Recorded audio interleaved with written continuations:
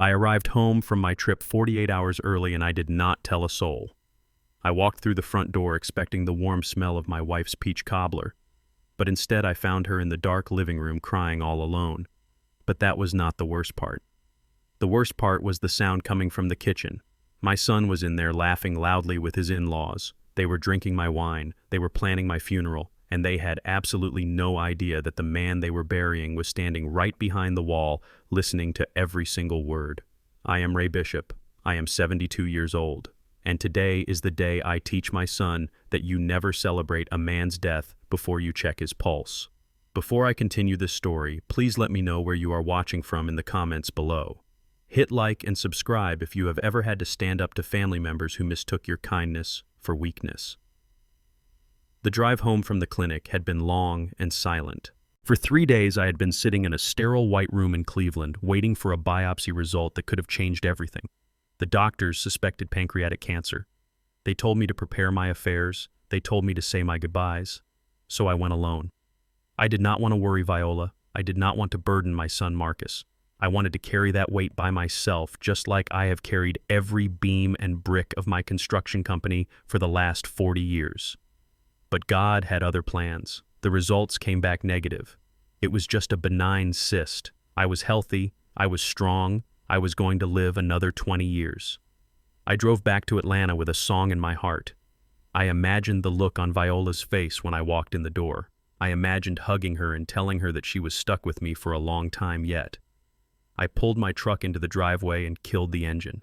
It was strange. The house was dark. Not the cozy kind of dark where you watch a movie, but the cold kind of dark that feels abandoned. My son's car was in the driveway. So was a silver Mercedes that belonged to Harold and Linda Preston, my sons in-laws. I unlocked the front door quietly. My years as a contractor taught me how to walk on floorboards without making them creak. I stepped into the foyer and the air felt heavy. It smelled of expensive perfume and betrayal. I looked to my left into the formal living room. The curtains were drawn tight. The only light came from the street lamps outside filtering through the sheer drapes. And there she was. Viola was sitting on the edge of the velvet sofa curled into a ball. My wife is a strong woman. She raised a child while I was out pouring concrete 12 hours a day. She managed our books when we had nothing but debt. But tonight she looked small. She looked broken. Her shoulders were shaking and I could hear the soft, stifled sobs that she was trying to keep inside. In her hand, she was clutching a piece of paper so tight that her knuckles were gray. I took a step toward her, ready to rush to her side, ready to ask her who had hurt her. But then I heard it. A loud booming laugh coming from the kitchen. It was Marcus, my son, the boy I had put through private school, the man whose MBA I had paid for in cash. He was laughing, and he was not alone. I froze. The contrast between the woman crying in the dark and the party happening in the kitchen made my blood run cold. I signaled Viola to stay quiet.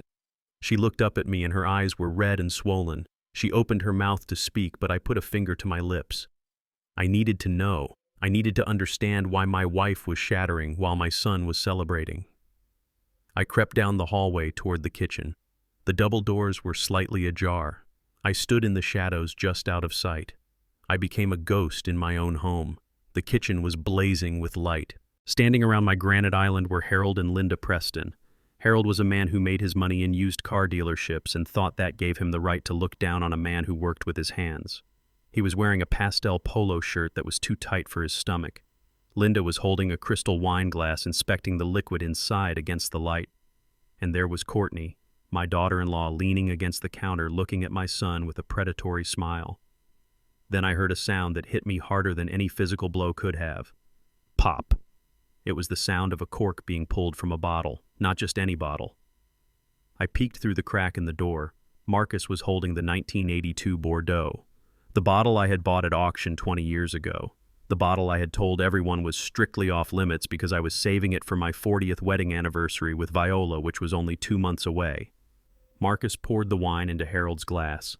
The dark red liquid swirled and settled. Harold took a sip and smacked his lips loudly. "Not bad for a man who spent half his life digging ditches," Harold said with a sneer.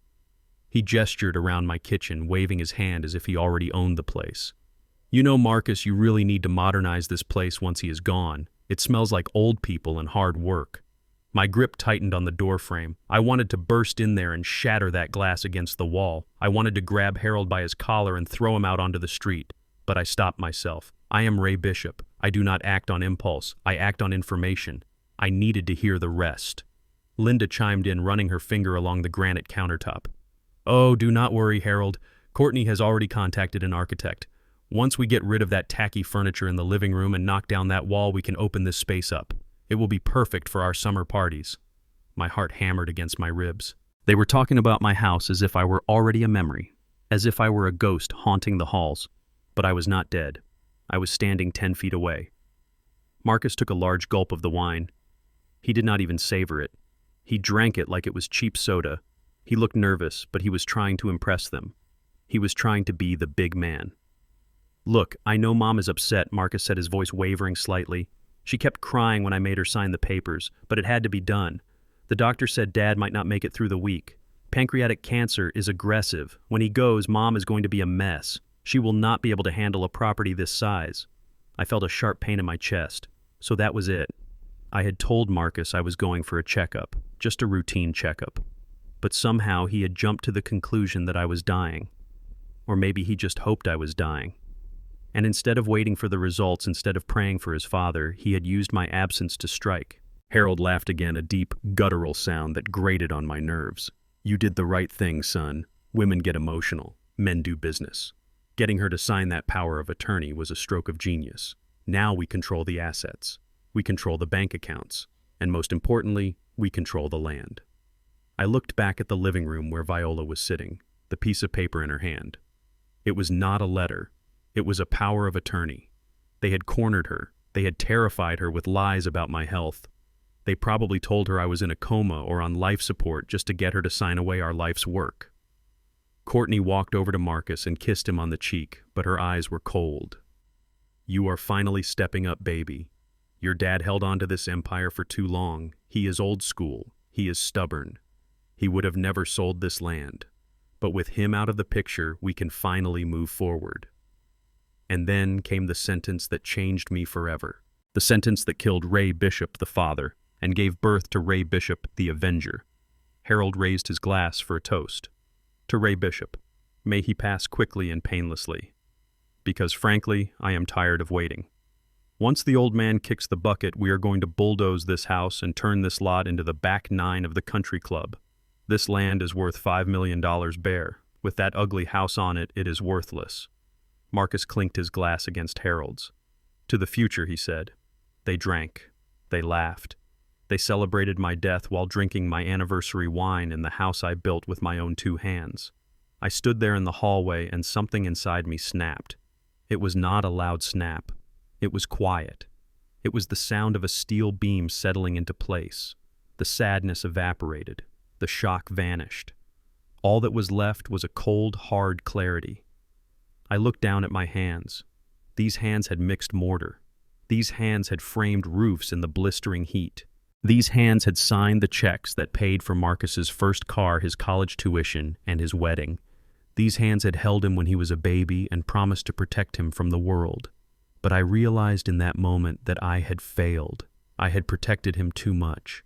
I had sheltered him from the struggle so he never learned the value of loyalty. I had raised a wolf and invited him into my sheepfold. I turned around and walked back to the living room. My steps were heavy and deliberate now. Viola looked up at me terrified. She saw the change in my face. She saw that the gentle husband who had left 3 days ago had not returned. A different man had come back. Ray, she whispered, her voice trembling. They told me you were... They said the doctors called. Shh, I said gently, kneeling down in front of her. I took the crumpled paper from her hand. I smoothed it out on the coffee table. It was a durable power of attorney granting Marcus full control over our estate, effective immediately upon my incapacitation. Is it true? Viola asked, tears streaming down her face. Are you dying, Ray? I looked deep into her eyes. I took her hand and kissed it. My lips were warm, but my eyes were ice. No, Viola. I said, my voice low and steady. I am not dying. The doctors gave me a clean bill of health. I am going to live for a very long time. Viola gasped, a mixture of relief and confusion washing over her face. But But Marcus lied. I cut in. They all lied. They wanted the house, Viola. They wanted the money. And they thought I was the only thing standing in their way. I stood up. I buttoned my jacket. I brushed the dust off my sleeve. I looked at the reflection in the mirror hanging in the hallway. I saw a 72-year-old man with gray hair and wrinkled skin.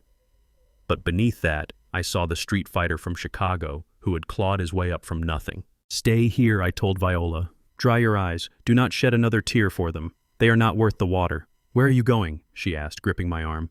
"I am going to the kitchen," I said calmly. "I am going to have a drink with our son." I turned and walked toward the light. The laughter in the kitchen was still going strong. They were comfortable. They felt safe. They thought the king was dead and they were dividing the spoils. I reached the double doors again. This time I did not hide in the shadows. I did not creep. I grabbed the handles of both doors and threw them open with enough force that they banged against the walls with a thunderous crash. The laughter died instantly. The silence that followed was absolute. Harold dropped his wine glass. It shattered on the floor, spraying my 1982 Bordeaux all over his expensive white loafers. Linda gasped and covered her mouth. Courtney went pale, her eyes darting from me to Marcus. And Marcus, my son. He froze with his glass halfway to his mouth. He looked at me like he was seeing a corpse walk out of a grave. His face went gray. His mouth opened, but no sound came out. I stepped into the room. I did not yell. I did not scream. I walked slowly to the island, my boots clicking rhythmically on the tile. I looked at the shattered glass on the floor.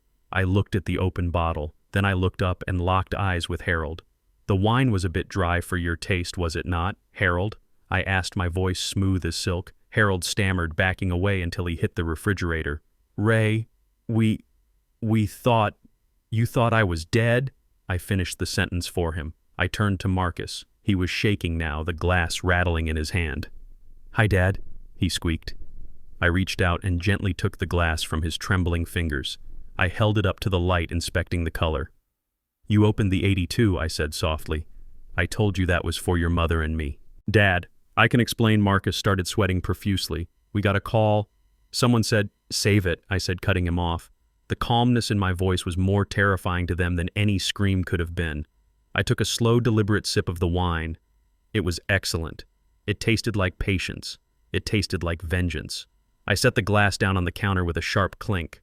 I looked around the room, making eye contact with each of them. The greedy in-laws, the manipulative daughter-in-law, the traitorous son. "You were discussing the golf course," I said. "The back nine is it." Silence. "And you, Marcus, you were discussing the nursing home for your mother." Marcus looked down at his feet, unable to meet my gaze. "Well, I have some good news and some bad news," I said, leaning forward, my hands resting on the granite. "The good news is that I am perfectly healthy. No cancer, no dying." Courtney let out a small, involuntary sound that sounded like a choked sob of disappointment. "The bad news," I continued, my voice dropping an octave, "is that this house is not for sale, and neither is my dignity." I pulled out my phone and placed it on the counter. "And the worst news," I said, smiling a smile that did not reach my eyes, "is that I just recorded the last 5 minutes of your conversation. And my lawyer Elijah is very interested in the part where you discussed defrauding a dying man." The color drained from Harold's face completely. "Now," I said, checking my watch, "get out of my house. All of you. Before I forget that I am a gentleman, and remember that I used to be a boxer. This was just the beginning. I had won the first round. But as I watched them scramble to gather their purses and keys, I knew this war was far from over. They had the power of attorney, they had the lawyers, and they had a desperation that would make them dangerous. But they made one fatal mistake. They forgot who I was. I am Ray Bishop, and I was just getting started." The silence in the kitchen was heavy enough to crush a man, but I had spent 40 years carrying steel beams, so I stood tall under the weight of it. My work boots left faint dusty prints on the polished tile floor as I walked toward the island. I was still wearing my canvas jacket, the one with the frayed collar and the oil stain on the left sleeve. I looked like a laborer who had wandered into a country club banquet, but we all knew the truth. I was the one who paid the dues. "Is the wine good?" I asked again, my voice dropping to a rumble that vibrated in my chest. I did not shout. I did not need to. When you are the one holding the deed to the land, you do not need to raise your voice to be heard. I stared at the glass in Marcus's hand. The dark red liquid was trembling because his hand was shaking so violently. Marcus opened his mouth to speak, but nothing came out except a pathetic squeak. His fingers lost their grip. The crystal glass slipped. It hit the granite countertop first, shattering the stem, then bounced onto the floor, exploding into 1,000 glittering shards. The sound was like a gunshot in the quiet room. Red wine splattered across the white cabinets, looking disturbingly like fresh blood. "Oh my God," Marcus, Courtney shrieked, jumping back as if she had been shot. "Look what you did to the floor." She did not look at me. She looked at the mess. That was Courtney. She never saw the tragedy, she only saw the inconvenience. I did not flinch. I just kept walking until I was standing right in front of them. The smell of expensive cologne from Harold mixed with the sour scent of my son's fear. Courtney recovered first. Of course she did. She was a chameleon trained in the art of social survival. She smoothed her dress and forced a smile onto her face. It was a terrifying expression, one that did not reach her eyes. "Dad," she said, her voice pitching up an octave into that fake sweet tone she used when she wanted money. "You scared us. We were just so worried. When we heard about the cancer scare, we just wanted to be together. We were toasting to your health." Really? Lies. I could smell them on her breath, sweeter and more potent than the wine. "Toasting to my health," I repeated flatly. "With the bottle I saved for my anniversary, while discussing bulldozers and nursing homes." Courtney faltered, her smile twitching. "Well, we were just preparing for every contingency. You know how responsible Marcus is. He just wanted to make sure Mom was taken care of." I looked at Marcus. He was down on one knee trying to pick up the broken glass with his bare hands. He cut his finger. A drop of real blood mixed with the wine. He looked pathetic. He looked like a boy caught stealing from the cookie jar, not a 35-year-old man. "Leave it," I commanded. Marcus froze. "Stand up," I said. "Look at me." He slowly rose to his feet, clutching his bleeding finger. He would not meet my eyes. He looked at the fridge. He looked at the oven. He looked anywhere but at his father. I reached out and grabbed the neck of the 1982 Bordeaux sitting on the counter. It was still half full. This bottle was worth more than Marcus's first car. It was a symbol of 40 years of marriage, 40 years of struggle and triumph with Viola. And they had opened it like it was a $10 bottle of soda to celebrate my demise. I walked over to the sink. The drain was stainless steel, cold and unforgiving. "Hey now," Harold spoke up, stepping forward. His face was flushed red from the alcohol. "That is a $3,000 bottle of wine, Ray. Let us not be irrational. If you are alive, fine. Great. But there is no need to waste good liquor." I turned my head slowly to look at him. Harold Preston. A man who had never swung a hammer in his life. A man who made his fortune selling lemons to single mothers at 30% interest. He thought value was just a number on a price tag. "It is not waste, Harold," I said. "It is cleaning." I turned the bottle upside down. The wine gurgled out a dark purple stream, disappearing down the drain. Glug, glug, glug. The sound filled the room. It was the sound of their celebration dying. It was the sound of their inheritance washing away. Harold made a noise in the back of his throat like he was in physical pain watching the money disappear. Linda looked away, clutching her pearls. Courtney stared at the sink, her jaw tight. When the last drop was gone, I dropped the empty bottle into the sink.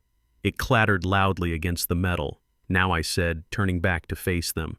"I asked you to leave. Why are you still in my kitchen? I expected them to run. I expected them to apologize and scatter like roaches when the light comes on. But I had underestimated the desperation of greedy people." Marcus wiped his bleeding finger on his pants. He took a deep breath. I saw his posture change. He straightened his spine. He looked at Courtney, and she gave him a subtle nod, a signal. He turned to face me. The fear in his eyes was replaced by something else. Defiance. "We are not leaving, Dad," Marcus said. His voice was shaky at first, but it gained strength as he spoke. "In fact, you should probably sit down. We need to talk about the living arrangements." I narrowed my eyes. The audacity of this boy. "There is nothing to discuss," I said, stepping closer to him.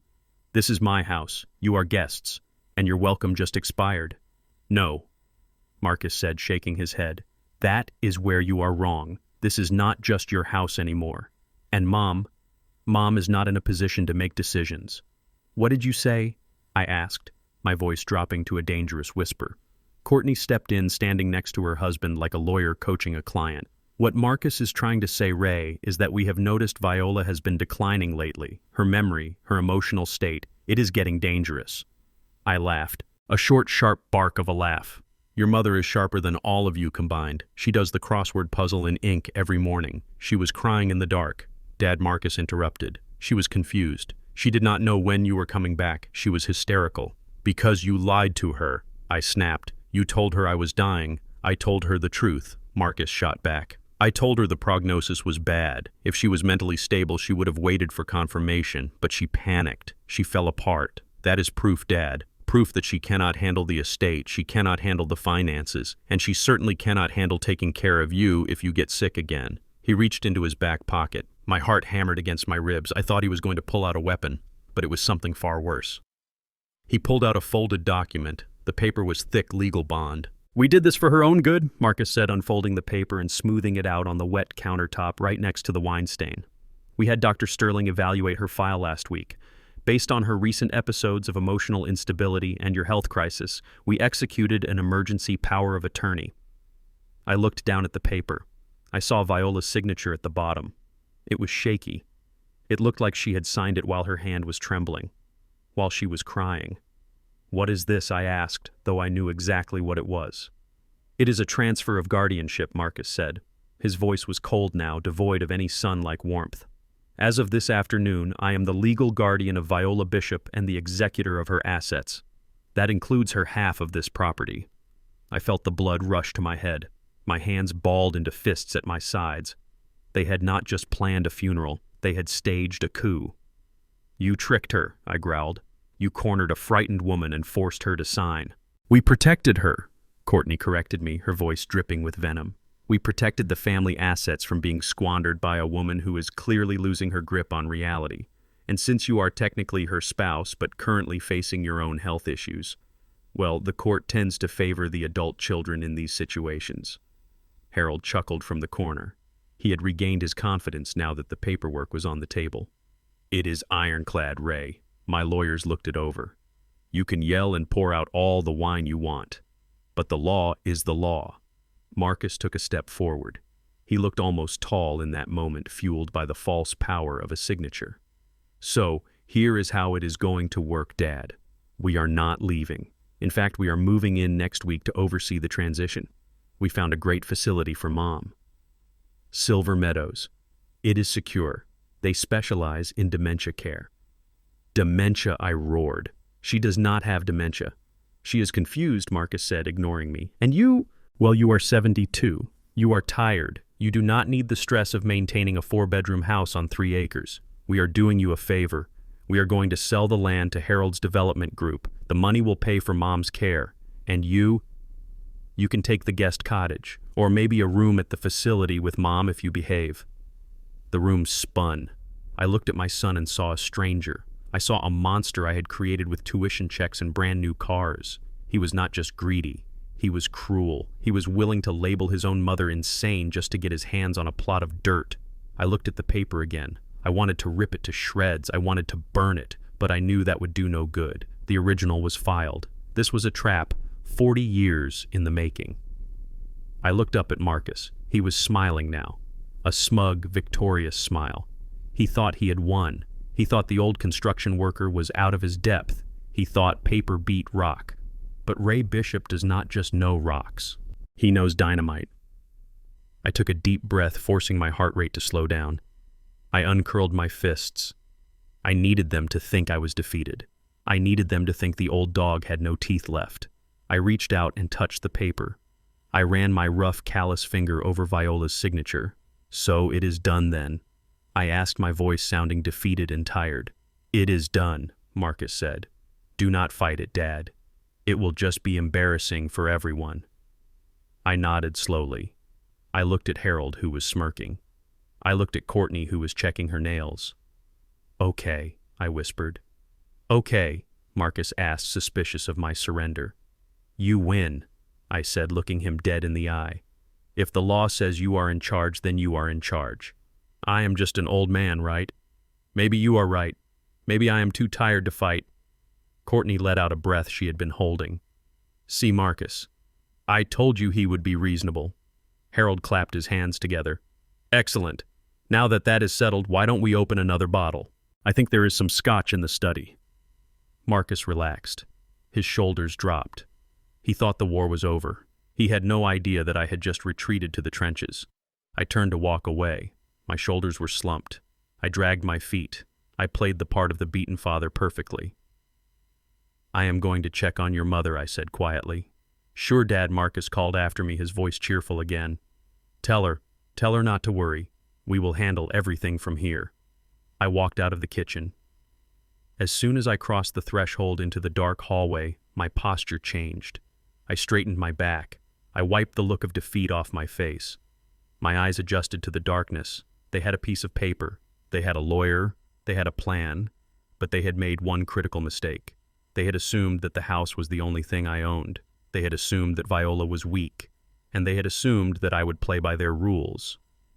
I walked toward the basement door. I needed to see my wife. But first, I needed to find my old toolbox.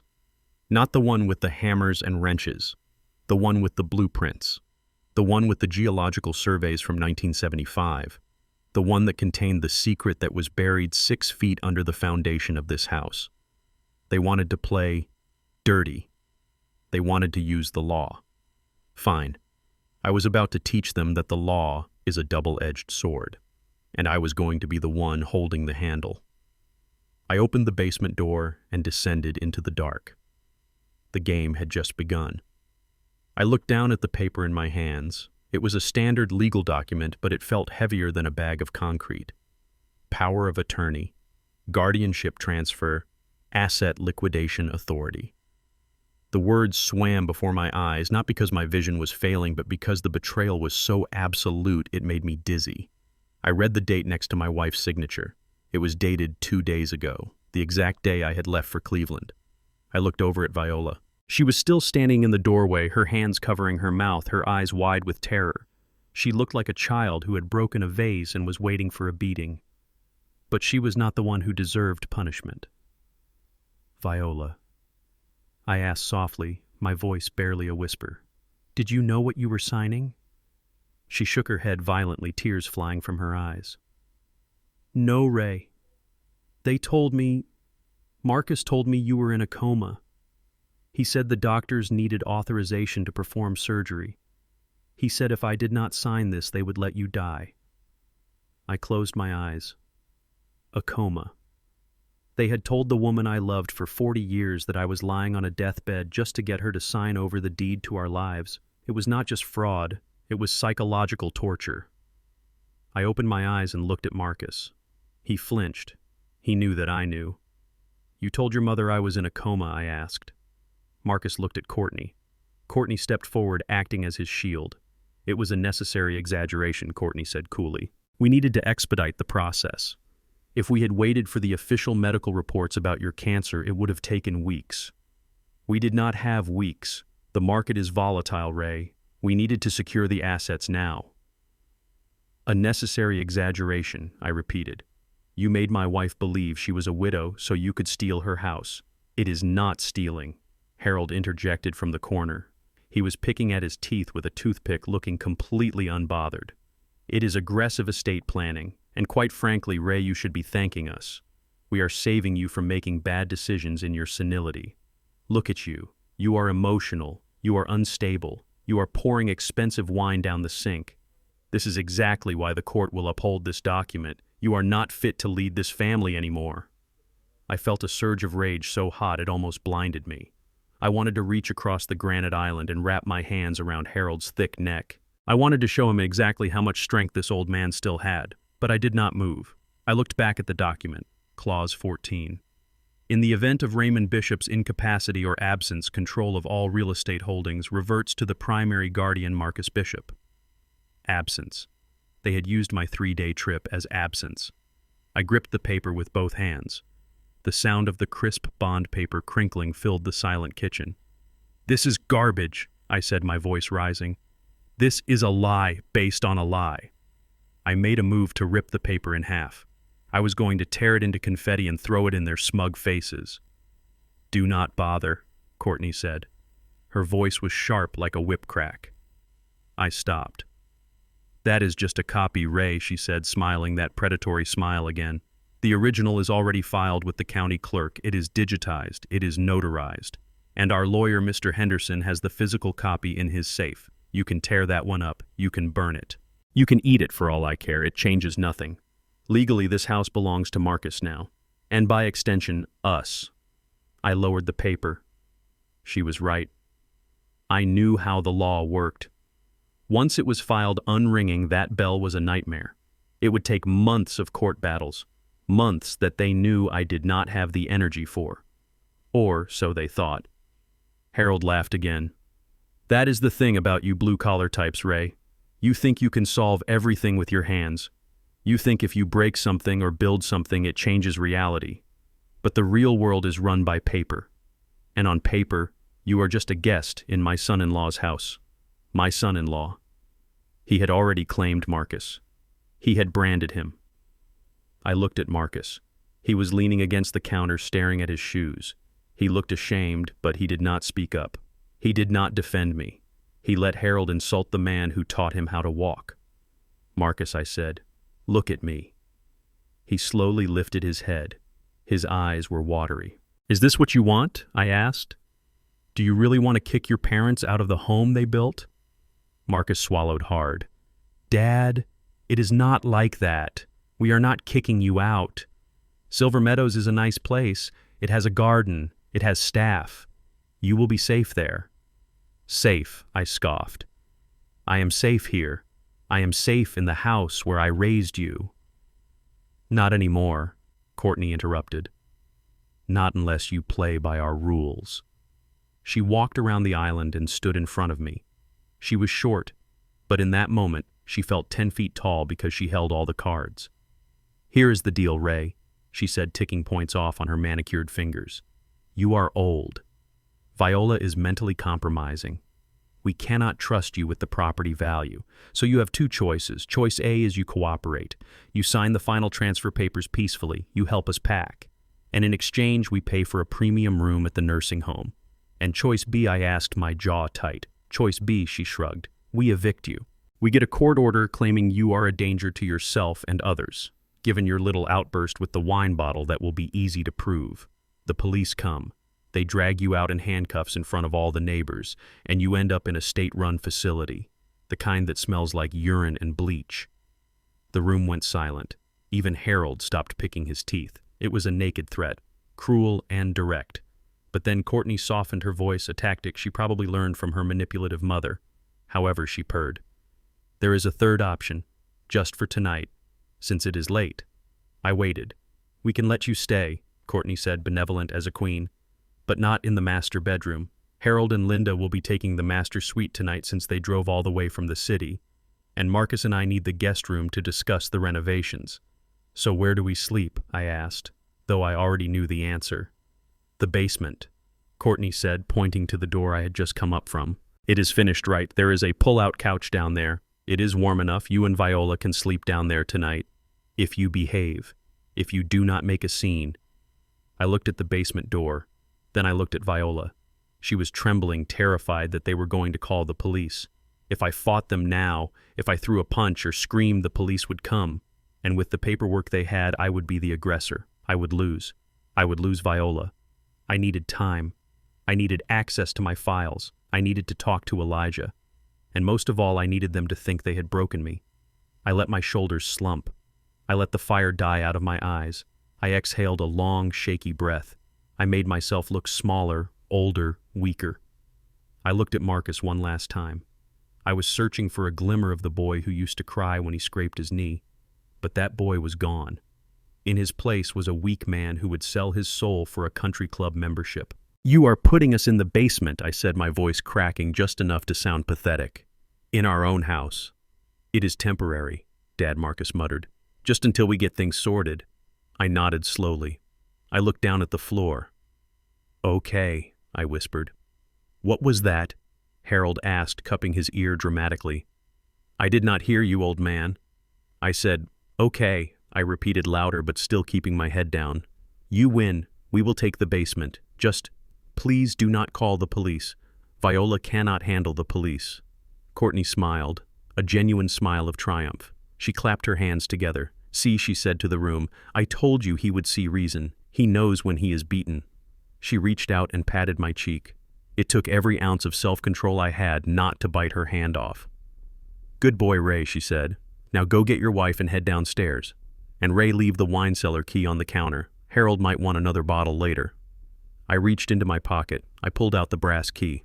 I placed it on the counter next to the wine stain. "Enjoy it," I said. I turned my back on them. I walked over to Viola. I put my arm around her shaking shoulders. "Come on, honey," I said softly. "Let's go downstairs." "But Ray," she sobbed. "Our bed." "It is okay," I whispered in her ear. "It is just for tonight. Trust me." I led her toward the basement door. Behind me, I heard the sound of another cork popping. I heard Harold laughing. I heard Courtney making a toast to new beginnings. They were celebrating their victory. They were celebrating the conquest of the Bishop estate. I opened the door and the smell of cool, damp air hit me. To them, it was a dungeon.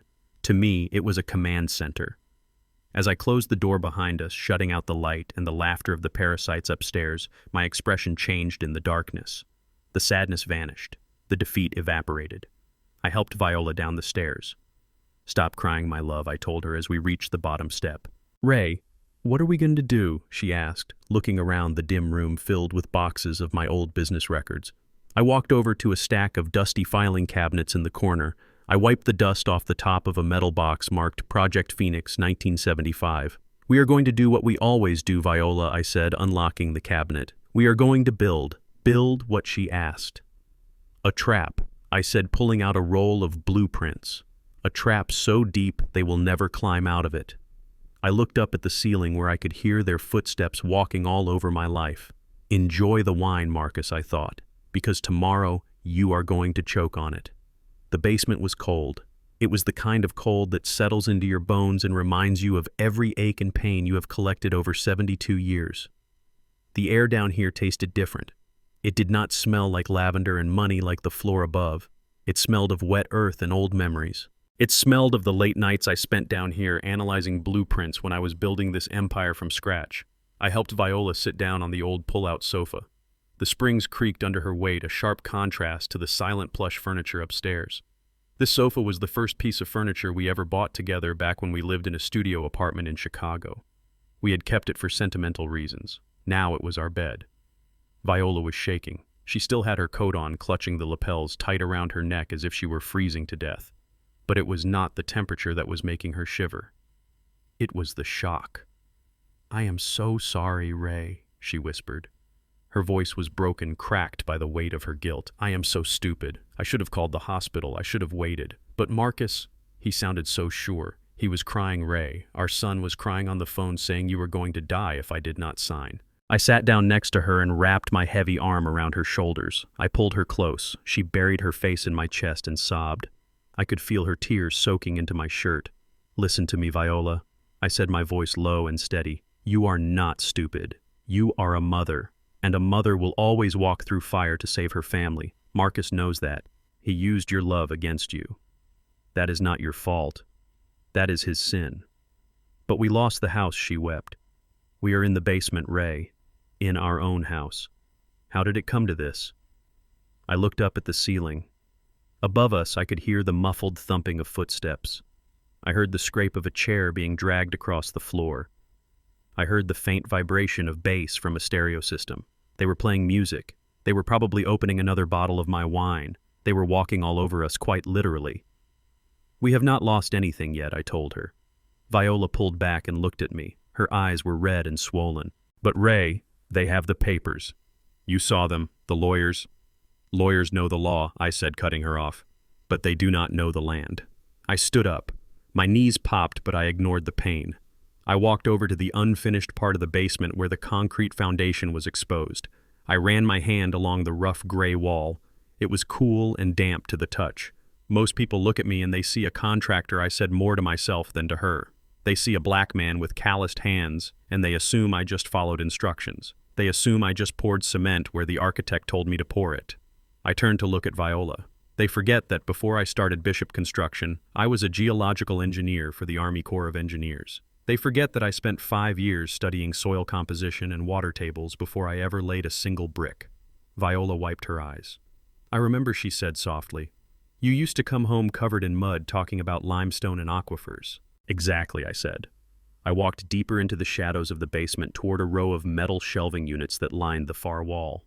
These shelves were filled with cardboard boxes. Some were marked taxes, some were marked receipts. But the ones in the back, the ones covered in the thickest layer of dust, were the ones I was interested in.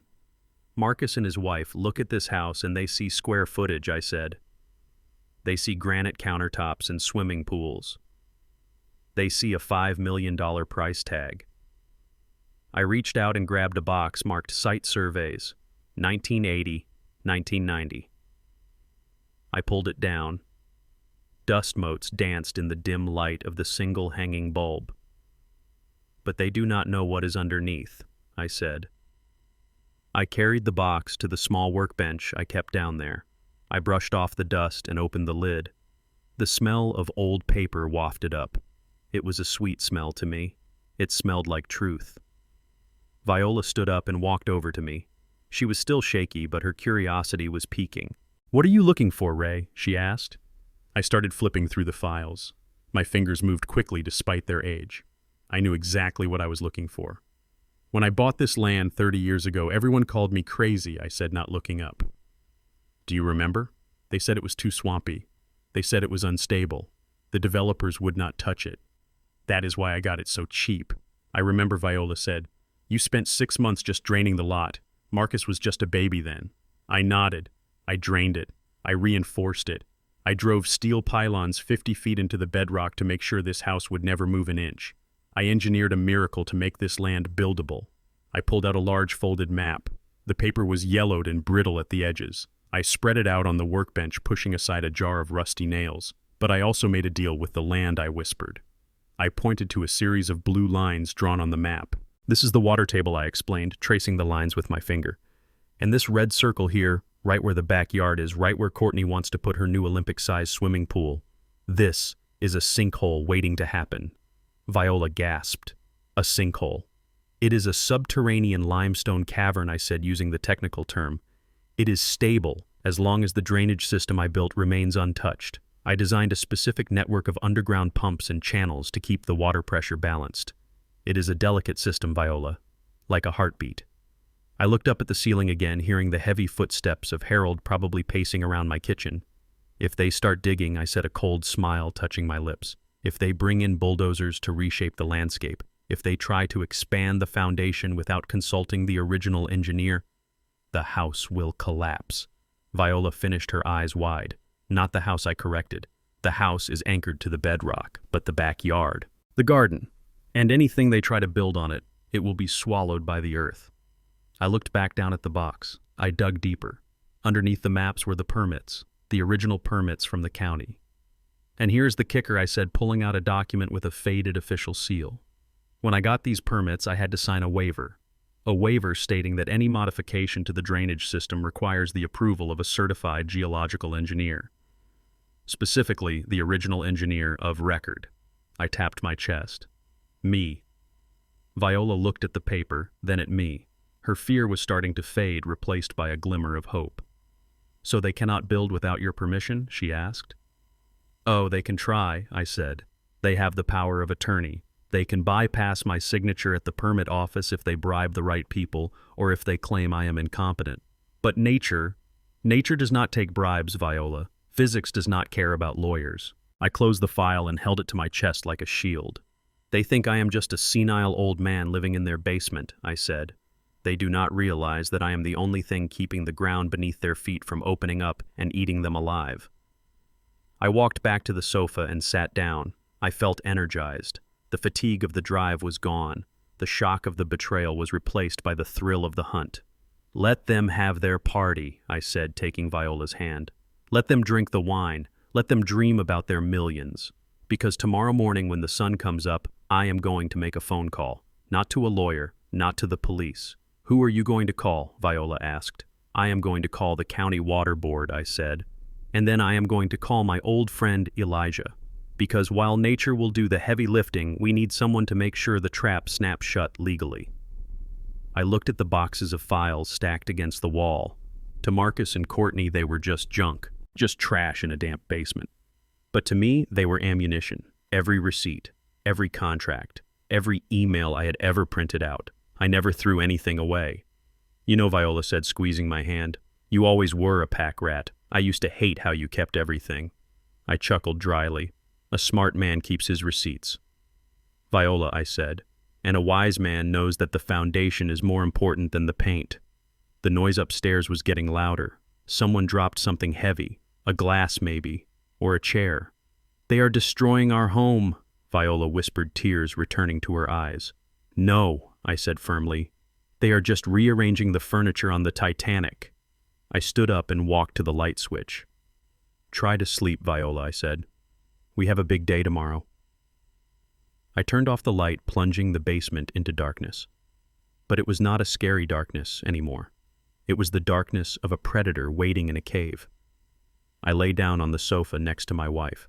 I stared up into the blackness, listening to the footsteps of my enemies. Step lightly, Marcus, I thought. The ground is thinner than you think. And as I closed my eyes, I did not pray for mercy.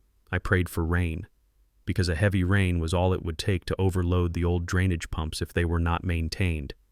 And I had a feeling that in their arrogance they had no idea where the pump switch was even located. I drifted off to sleep with the blueprints of my revenge etched behind my eyelids. They wanted a war. They wanted to bury me. They should have remembered that when you bury a seed, it grows. And I was about to grow into their worst nightmare. The smell of bacon usually wakes a man up with a smile, but that morning it woke me up with a knot in my stomach. I opened my eyes, and for a second I forgot where I was. I reached out for the nightstand to grab my glasses, but my hand hit a cold cardboard box instead. Then the reality rushed back in like a flood. I was in the basement. My back was stiff from the thin mattress of the pull-out sofa, and the woman I had loved for 40 years was not beside me. I sat up quickly, my heart pounding. Viola was gone. I threw the covers off and scrambled into my work pants. I did not even bother to tuck in my shirt. I ran up the wooden stairs, taking them 2 at a time, ignoring the protest of my aging knees. I pushed open the door to the kitchen, expecting the worst. What I found was perhaps more painful than violence. It was humiliation. My wife Viola was standing at the stove. She was wearing her favorite floral apron, the one she only wore for Thanksgiving dinner. But she was not cooking for family. She was cooking for her captors. Courtney was sitting at the granite island scrolling through her phone while sipping a green smoothie. Harold and Linda were seated at the breakfast nook reading the morning paper and waiting to be served. Flip them over, Viola. Courtney snapped without looking up from her screen. You are burning the edges. Harold likes his eggs over easy, not crispy. Viola flinched. She looked terrified. Her hands were shaking as she tried to slide the spatula under the eggs. I am sorry, Courtney, she whispered. The heat. This stove is different than I remember. It is the same stove you have used for 10 years, Viola, Courtney said, rolling her eyes. Do not play the senile card with me this early in the morning. Just cook the food. I stepped into the room. The floorboards creaked under my boots. Courtney looked up. Her eyes scanned me up and down, taking in my wrinkled shirt and my messy hair. She smirked. Good morning, Ray, she said with false cheer. I see you finally decided to join the land of the living. Grab a plate if there is anything left, but let the guests eat first. I did not look at her. I walked straight to Viola. I gently took the spatula from her hand. Stop, I said softly. Viola looked at me, her eyes swimming with tears. Ray, please, I just want to help.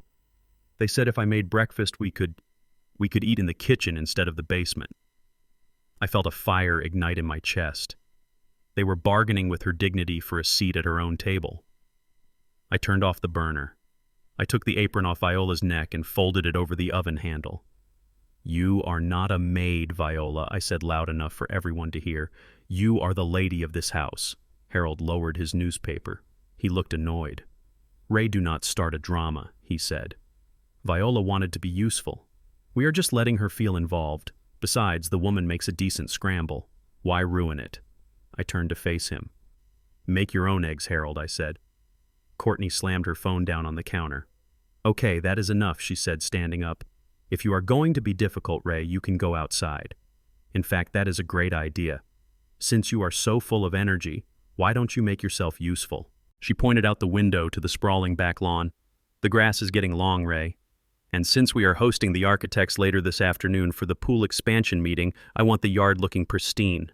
I looked at her. You want me to mow the lawn? Harold chuckled. Well, you are the one with the blue-collar experience, Ray. You look more natural pushing a mower than you do sitting at a negotiating table. It is good exercise for a man your age. Keeps the blood flowing.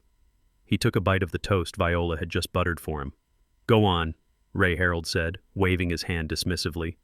Earn your keep. We are paying for your nursing home eventually, remember. Consider this a down payment. I looked at Viola. She was terrified that I was going to explode. She grabbed my arm and squeezed it. Please, Ray, she whispered. Just do it. Please. I do not want them to send us away. I looked at my wife's pleading eyes. Then I looked at the smug faces of the people eating my food in my kitchen. If I refused, they would kick us out. If I fought, they would call the police. But if I went outside, I would be alone. I would be unobserved. And I would have access to the land. I took a deep breath. I forced my facial muscles to relax. I bowed my head slightly in mock submission. You are right, Harold, I said, my voice flat. I should earn my keep. The grass does look a bit messy. Courtney smiled triumphantly. She thought she had broken me. She thought she had turned Ray Bishop into the hired help. Good, she said. The keys to the riding mower are in the garage. Make sure you do the edges too. I hate sloppy edges. I walked out the back door. The morning air was cool, but the sun was already bright. I walked to the detached garage. My hands were trembling not from fear, but from the effort of holding back my rage. I opened the garage door. There it was, my John Deere riding mower. I had bought it 5 years ago. I kept it in perfect condition, just like all my equipment. I sat on the seat. It felt familiar. It felt like a throne compared to the basement sofa. I turned the key and the engine roared to life. The loud rumble was comforting. It drowned out the sound of their laughter coming from the kitchen. I drove the mower out onto the lawn.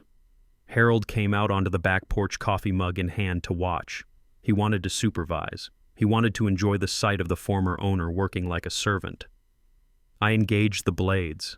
The smell of cut grass filled the air. I started on the perimeter. To Harold, it looked like I was just cutting grass. But I was not just cutting grass. I was inspecting my territory. I drove slowly along the property line. My eyes were not looking at the weeds. They were looking at the drainage swales. I looked at the way the land sloped toward the creek at the back of the property. I remembered every inch of this dirt. I remembered where I had buried the French drains in 1992. I remembered where the clay soil was too soft to support weight. Then I saw it. Near the back fence where the property bordered the county wetlands, there were fresh stakes in the ground. Wooden stakes with bright orange ribbons tied to the top. I drove closer. Harold probably thought I was just being thorough. I stopped the mower for a moment, pretending to check the blade height. I looked closely at the stakes. My heart skipped a beat.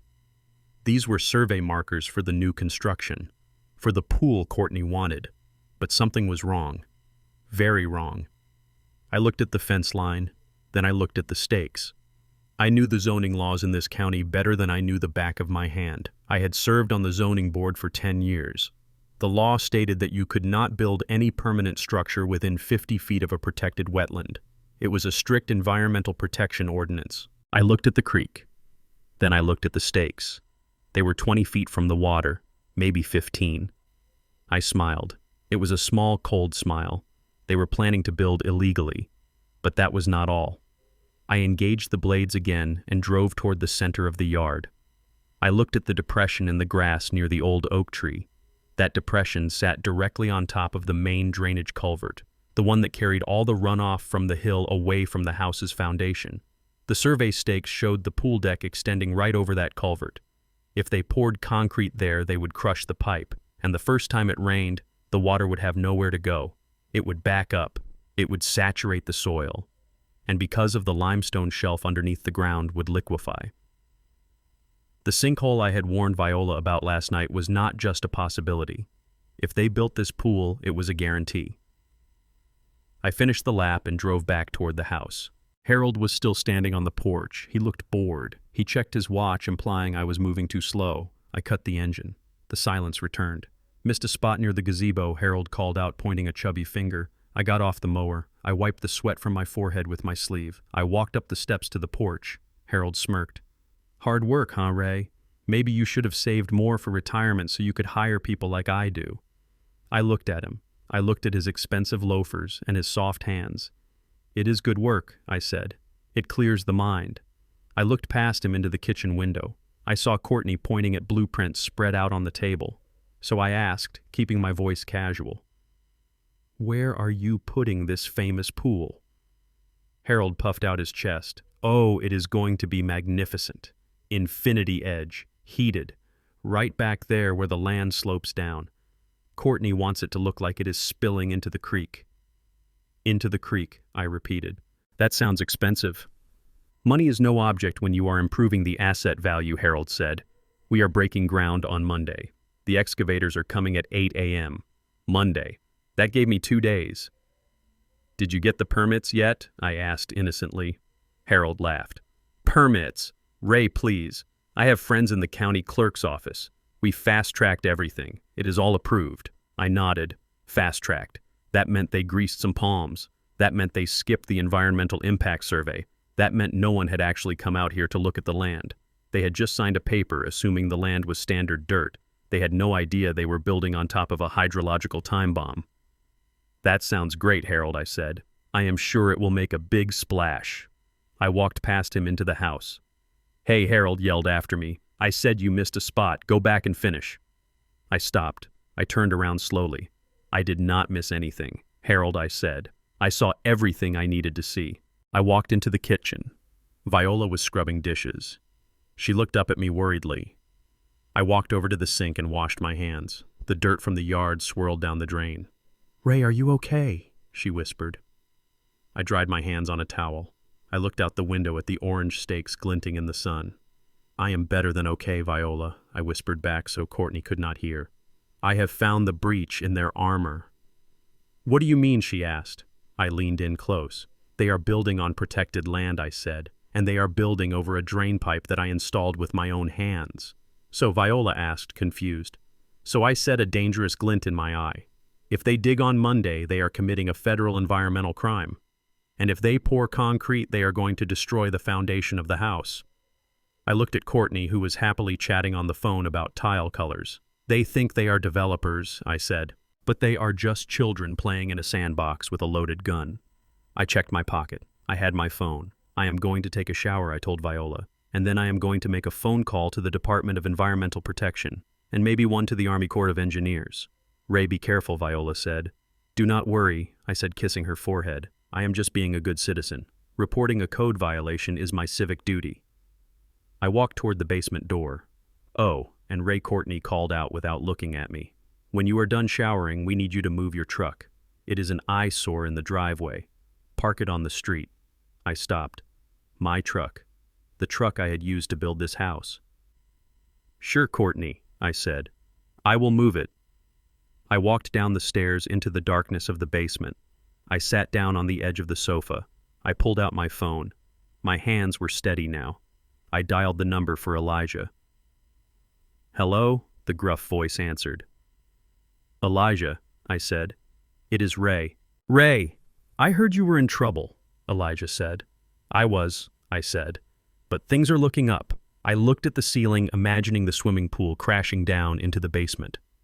"I need you to prepare an injunction," I said, "but not yet. I want you to have it ready for Monday morning." "Monday?" Elijah asked. "Why Monday?" "Because," I said, smiling, "that is when the excavators arrive. And I want to make sure that when they break the law, there is a witness with a badge standing right there to see it." I hung up the phone. I lay back on the couch and closed my eyes. Harold wanted me to do manual labor. He wanted me to be the gardener. Fine, I would be the gardener. And I was going to weed out the parasites one by one. The first bullet was loaded, and my aim had never been better.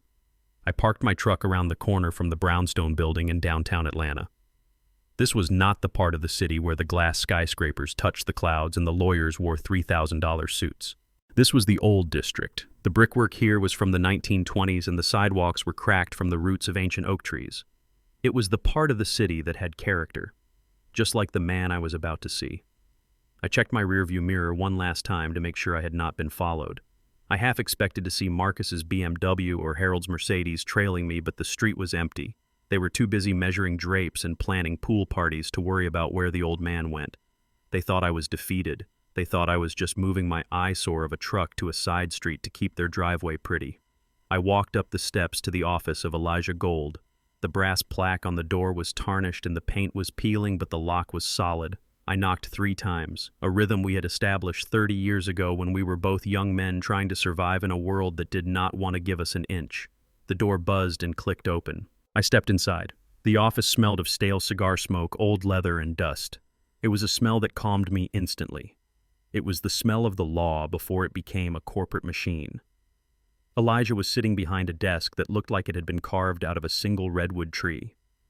He was a small man with wild white hair and thick glasses that magnified his eyes, making him look like a wise old owl. He was Jewish, and I was black, and in the South in the 70s that meant we were natural allies. We had fought zoning boards together. We had fought discriminatory lending practices together. And today, we were going to fight my family.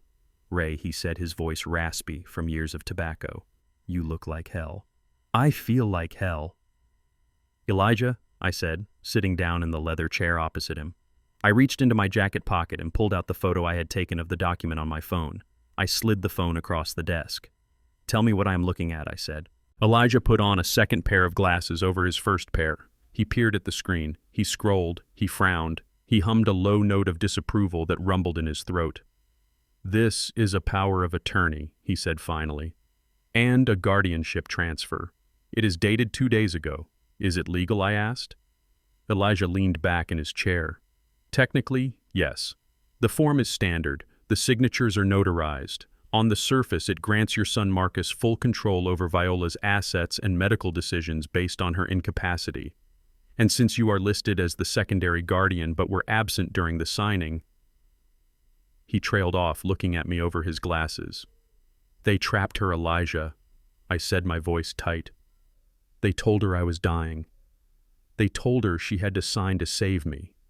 And now they are using it to say she is incompetent and I am too old to intervene." Elijah took off his glasses and rubbed the bridge of his nose. "It is dirty, Ray. It is filthy. But it is a very common play. The courts are clogged. By the time we file a motion to contest this, by the time we get a competency hearing for Viola, months will have passed. And in those months, Marcus can do a lot of damage. He can sell assets, he can move money, he can put Viola in a home. So we sue them," I said. "We sue them for fraud." Elijah shook his head. "We can. But fraud is hard to prove in family court. It becomes he said, she said. Marcus will say he was acting in her best interest. He will bring in that doctor friend of his to testify that Viola was hysterical. It will be messy, Ray. And while we fight, they will still have control of the house." I looked at the dusty books on the shelf behind him. Law books. Thousands of pages of rules designed to keep order. But sometimes order was not justice. "I do not want to sue them, Elijah," I said quietly. Elijah looked surprised. "You do not." "Ray, they are stealing your life. I know I said, but a lawsuit is a warning shot. If we file papers now, they will lawyer up. They will hide the money. They will cover their tracks. They will play the victim."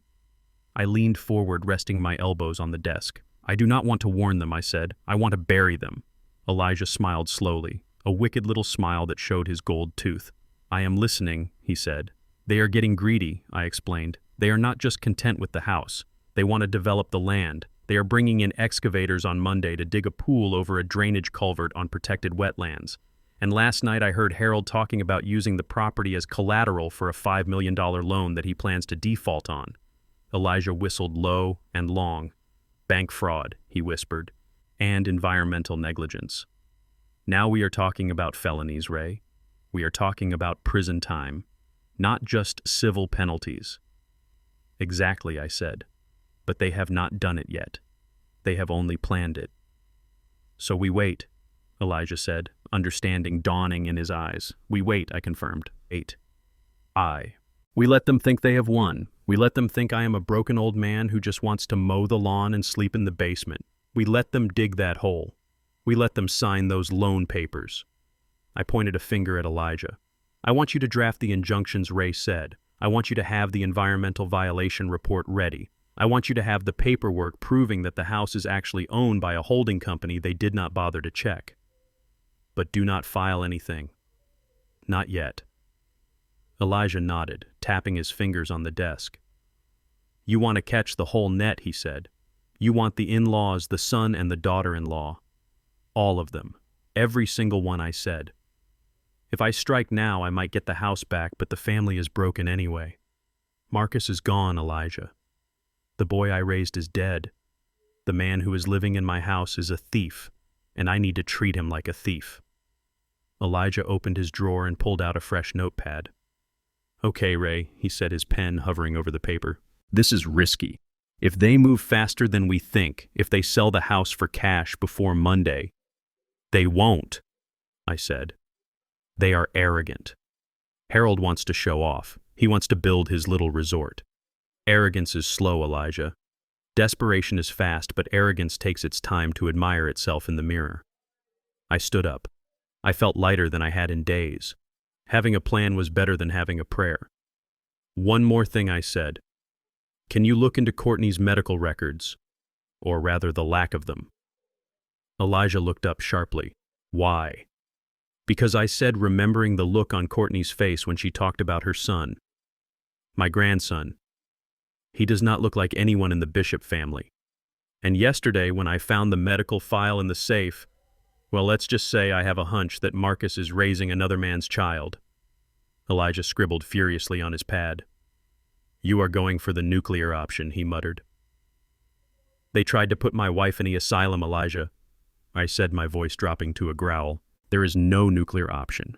There is only the truth, and the truth is going to burn them all to ash. I turned to leave.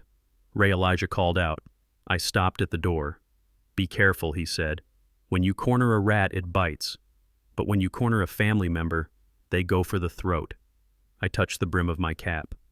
I know, I said. That is why I am wearing armor. I walked back out into the sunlight. The city noise washed over me. Cars, honking people shouting. It all seemed so distant. My world had narrowed down to one house, one plot of land, and one objective. I walked back to my truck. I climbed into the cab and sat there for a moment, breathing in the smell of old coffee and gasoline. This truck was my sanctuary. I started the engine and drove back toward the suburbs, back to the manicured lawns and the white fences, back to the prison.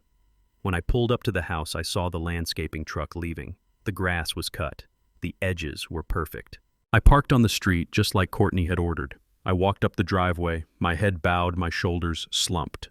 I saw Marcus watching me from the living room window. He was holding a glass of scotch. He looked like a king surveying his kingdom.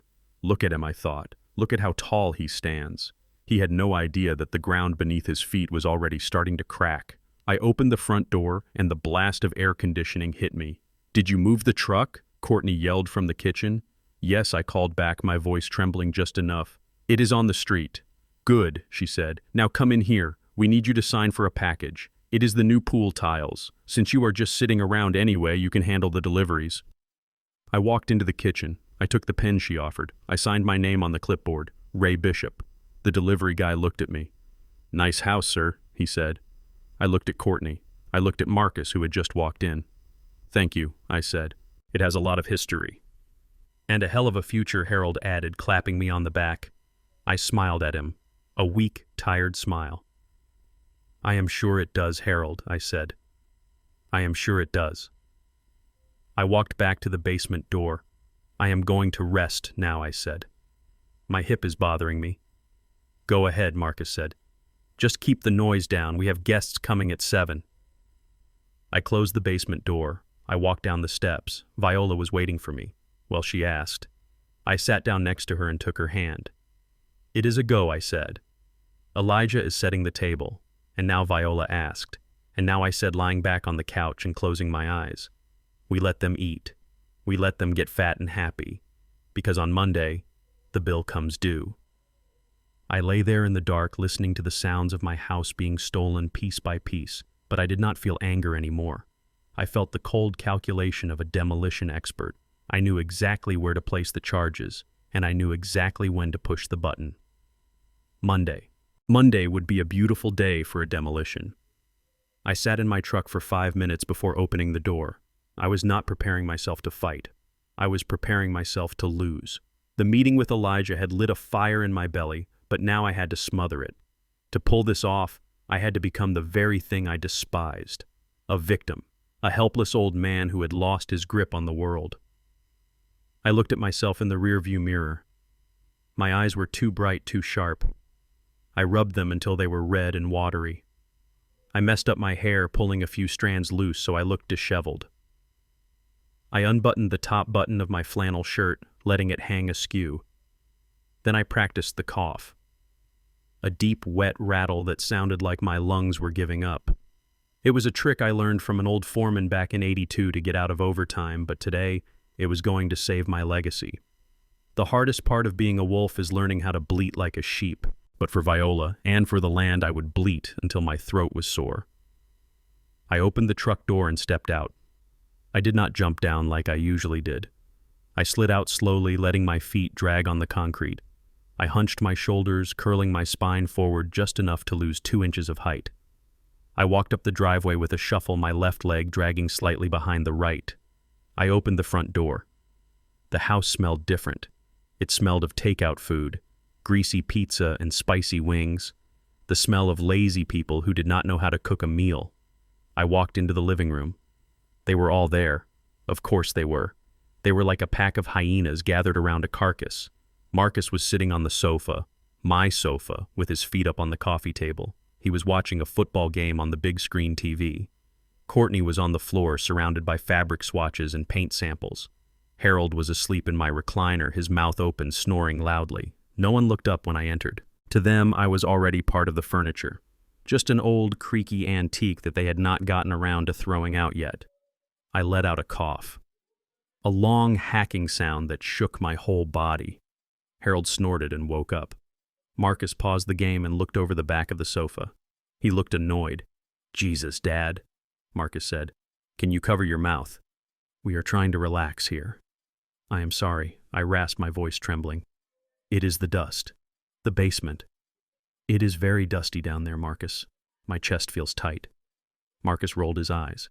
He turned back to the TV. "We'll take some water. The kitchen is right there." I took a few shaky steps into the room. I needed to get closer. I needed to look him in the eye and see if there was any humanity left in him. "Marcus," I said softly. He sighed, a long, exaggerated sound of frustration. "What is it now, Dad?" I need to go to the pharmacy," I said, wringing my hands together like a nervous child. My prescription ran out, the blood pressure pills, and the inhaler. "So go," Marcus said, not looking away from the screen. "You have a truck. You can drive." I patted my pockets frantically. I do not have any cash, Marcus. "And you know the pharmacy copay? It is $40. I left my wallet in the bedroom, but Courtney said I cannot go in there because Harold is sleeping." I looked at Harold. He was awake now, staring at me with that same look of disdain he gave the waiter when his steak was overcooked. "I just need $50, son," I pleaded. "Just for the medicine. I will pay you back when the pension check comes." The room went silent. Courtney stopped looking at fabric samples. She looked up, her eyes narrowing. Marcus slowly put the remote down. He stood up and turned to face me. He looked at his father, a man who had built skyscrapers and bridges, begging for $50 to breathe. "You need money?" Marcus asked. "Just for the medicine," I repeated. Marcus laughed. It was a dry, humorless sound. "You know, Dad, this is exactly what we were talking about. You are irresponsible. You are losing track of things. You have a pension. You have Social Security. Where does it go?" I paid the utility bills, I lied, and the property tax. It is all gone until the 1st of the month. Courtney stood up and walked over to Marcus. She whispered something in his ear. I saw him nod. Dad, Marcus said, his voice taking on a stern, authoritative tone. "We cannot have this. We cannot have you begging for cash every time you need an aspirin. It is embarrassing. And it proves that you are not capable of managing your own finances anymore." He held out his hand. "Give it to me," he said. "Give you what I asked," clutching my chest as I coughed again. "The bank card," Marcus said. "The debit card for your pension account." I froze. I widened my eyes, feigning terror. But that is my money, Marcus. That is all I have." "Not anymore," Marcus said, cold as ice. "The power of attorney gives me control over your liquid assets too. If you cannot budget for medicine, then I have to do it for you. I will keep the card. I will buy your groceries. I will buy your medicine. And I will give you a weekly allowance, like a child. Because you are acting like a child, Courtney added, crossing her arms. I looked at Harold. He was grinning. Give it to the boy Ray, he said. He has an MBA. He knows how to handle money better than you do. You will just spend it on useless things, like repairing that old truck. I looked back at Marcus. Please, son, I whispered, do not take my independence. I am not taking your independence, Marcus said, snapping his fingers impatiently. I am taking the burden off your shoulders. Now give me the card. Or do I have to call the lawyer and tell him you are being non-compliant? Non-compliant. That was the magic word. That was the threat of the nursing home. I slowly reached into my back pocket. My hand shook violently. I pulled out my old leather wallet. It was worn at the edges, cracked from years of sweat and work. I opened it. There was a picture of Marcus when he was 5 years old in the clear plastic window. I made sure he saw it. I saw him glance at it, and for a second, just a microsecond, I saw a flicker of guilt. But then Courtney touched his arm, and the guilt vanished. I pulled out the blue debit card. Horizon Bank. It was a valid card. It had my name on it. But what they did not know, what they had not bothered to check in their arrogance, was that this was a secondary account. It was the account I used for petty cash, for gas station coffee and newspapers. It had exactly $312.50 in it, and a daily withdrawal limit of $100. My real money, the money from the sale of my first company, the dividends from my investments, the millions I had quietly accumulated over 40 years, was sitting safely in a high-yield trust account at a completely different bank. A bank that required a fingerprint and a retinal scan to access. A bank that Elijah had locked down tight this morning under the name of the Viola Bishop Charitable Trust. But to them, this piece of blue plastic was the key to the kingdom. I held it out.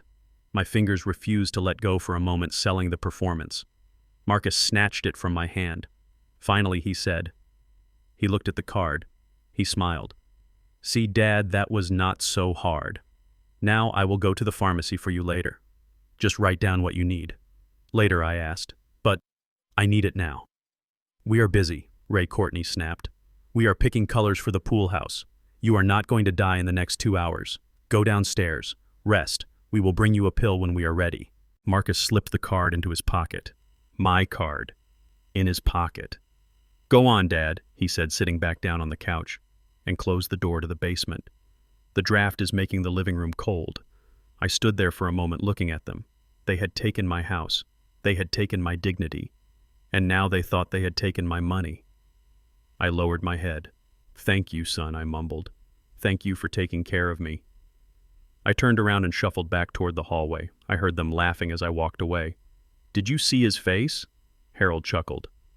Like a kicked puppy. He is totally gone, Courtney said. I told you, the dementia is setting in fast.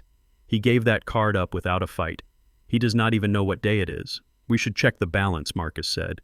I bet the old miser has a nice chunk of change stashed in there. We can use it to pay for the catering for the groundbreaking party. I reached the basement door. I opened it and stepped into the darkness. As soon as the latch clicked shut, my posture straightened. The shuffle disappeared. The cough vanished. I walked down the stairs with the silent, confident steps of a man who knows exactly where the landmines are buried. I sat down next to Viola, who was folding clothes on the sofa. Did they give you the money? She asked worriedly. No, I said. They took the bait. I pulled out my phone and opened the banking app for the Horizon account. I watched the screen. 5 minutes later, a notification popped up. Alert failed transaction. Attempted charge of $500 at Liquor World. I chuckled. They were trying to buy expensive champagne with my money to celebrate stealing my money. Another notification. Alert transaction approved. $100 at Liquor World. They had hit the daily limit. They probably thought the account was empty or frozen. I could imagine the frustration in the kitchen right now. I could imagine them blaming the bank, blaming the card reader. But they would not blame me, because in their eyes I was just a helpless old fool who could barely tie his own shoes. They have the card, Viola, I said, putting the phone away. They think they have cut off my supply lines. And now, Viola asked. And now they stop looking, I said. A predator stops hunting when he thinks the prey is dead. They will lower their guard. They will get sloppy. I lay back on the pillow. Let them enjoy their $100 of liquor, I said. It will be the last drink they ever buy on my dime. The mask of the victim is heavy, Viola. It hurts to wear it. It hurts to let my own son treat me like a dog. But I wear it for you, and I wear it for this house. Tomorrow is Sunday. They will be hungover. They will be lazy. And while they sleep, I will be preparing the final blow. I looked at the water pipes running along the ceiling of the basement. The pressure is building, I whispered, and when it bursts, it is going to wash them all away. The house did not smell like my house anymore. For 40 years, the air in these halls had smelled of lemon oil and old books and the faint, comforting scent of Viola's perfume. But tonight it smelled of raw ambition and expensive cologne. It smelled of strangers. It smelled of a hostility so thick you could choke on it. Saturday evening had arrived, and with it came the final insult. I was sitting on the edge of the pull-out sofa in the basement adjusting the collar of a cheap white dress shirt that was 2 sizes too small. The polyester fabric scratched against my neck. It felt less like a shirt and more like a noose. Viola sat next to me. She was wearing a black skirt and a white blouse that Courtney had thrown down the stairs an hour ago. My wife looked small. She looked defeated. Her hands were resting in her lap and she was rubbing her thumb over her wedding ring as if it were the only anchor keeping her from drifting away completely. "Do I look okay, Ray?" she asked, her voice trembling. I turned to look at her. In my eyes, she was still the most beautiful woman in the world. She was the woman who had stood by me when we had nothing but a rusted pickup truck and a dream. But tonight, the light in her eyes was dim. "You look beautiful, Viola," I said. "You always do." "But I do not feel beautiful," she whispered. "I feel like a ghost in my own home." I took her hand. Her skin was cold. "Listen to me," I said, gripping her hand tight. "This is not a uniform. This is a costume. We are actors on a stage, Viola, and tonight is the final performance." Just then, the basement door opened. "Are you two ready down there?" Courtney's voice, shrill and demanding, floated down the stairs. "The guests are arriving in 10 minutes. And Ray, do not forget the bow tie. We want this to look professional." I picked up the black clip-on tie from the cushion. I clipped it onto my collar. I felt ridiculous. I was Ray Bishop.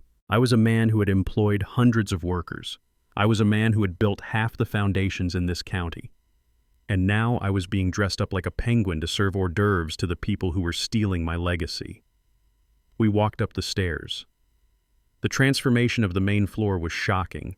They had moved our furniture into the garage. In its place were sleek high-top tables rented for the night. They had taken down our family photos, the pictures of Marcus graduating, the pictures of our anniversaries. In their place were large architectural renderings on easels. I walked over to one of the easels. It showed a glossy digital image of my backyard. But it was not my backyard. The oak tree was gone. My garden was gone. In their place was a massive infinity pool and a modern glass guest house. The title at the bottom read, "The Bishop Estate Luxury Redevelopment." "Do not touch the displays," Courtney snapped, appearing behind me. She was wearing a dress that probably cost more than my truck. Her hair was piled high on her head and she was holding a clipboard like a weapon. I stepped back, keeping my head down. "Sorry," I mumbled. "It looks impressive." "It will be," Courtney said, checking her watch. "Once we secure the bridge loan tonight from the investors. That is why you two are here." She looked at us with a cold, critical eye. "Listen closely," she said. "We fired the catering staff this morning." "You what?" Viola asked, shocked. "We let them go," Courtney said, shrugging. "They were charging too much. And Harold said it sends a better message to the investors if we show cost control. Why pay strangers to pass out napkins when we have family who are living here rent-free?" Rent-free, the words burned in my chest. "So here are the rules," Courtney continued. "You pour the champagne. You pass the trays. You clear the empty glasses. You do not speak to the guests unless spoken to. And if anyone asks who you are just helping out. Do not go into your life story. Do not talk about the old days. Nobody cares. And Ray," she added, pointing a manicured finger at my chest, "keep that cough under control. Nothing kills an investment vibe like a sick old man wheezing over the shrimp cocktail." I nodded. "Yes, Courtney." "Good," she said. "Now get to the kitchen. The caterer dropped off the food, but someone needs to plate it." We walked into the kitchen. It was a war zone of silver platters and crystal glasses. Harold was there tasting a piece of smoked salmon. About time he mumbled his mouth full. Ray grabbed that tray of champagne. The first car just pulled up. "It is the guys from Venture Capital Partners. Big money, Ray. Try not to spill it on them." I picked up the heavy silver tray. The cold glass of the flute stems pressed against my fingers. I took a deep breath. I walked out into the foyer just as the front door opened. For the next hour, I became invisible. I watched as a parade of wealthy strangers invaded my sanctuary. Men with soft hands and hard eyes. Women who looked at the crown molding and calculated the resale value. They walked across my hardwood floors with their sharp heels, leaving little dents that made me wince. I weaved through the crowd offering drinks. Champagne, sir. Champagne, ma'am. Most of them did not even look at me. They just took the glass and turned their backs. To them, I was just a pair of hands, a prop. I saw Marcus holding court in the center of the room. He was wearing a tuxedo that I knew I had paid for. He was laughing too loud, drinking too much. He had his arm around a man I recognized. It was Mr. Sterling, the loan officer from the bank. "So the land is unencumbered?" Mr. Sterling asked, swirling his drink. "Completely." Marcus lied smoothly. "My father signed over full control. We have the deed.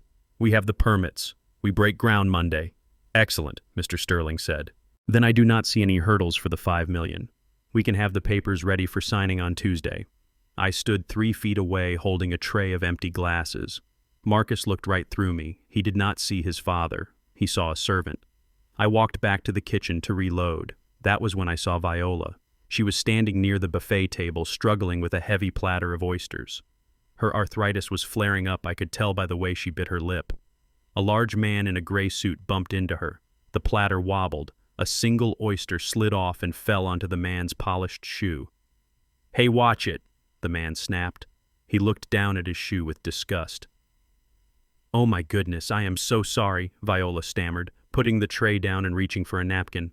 "I will clean it up." "You better clean it up," the man sneered. "God, where do they find this help? You are clumsy." He kicked his foot out toward her, waiting for her to kneel. Viola lowered herself slowly to her knees. My wife, the woman who was the queen of this house, kneeling on the floor to wipe slime off a stranger's shoe.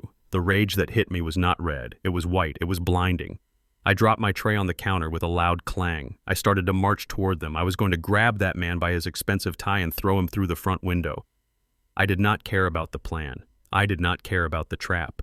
No one treated Viola like that. But before I could take 3 steps, Viola looked up. She saw me coming. She saw the violence in my eyes. And she shook her head. Just a tiny microscopic shake. Her eyes were pleading with me.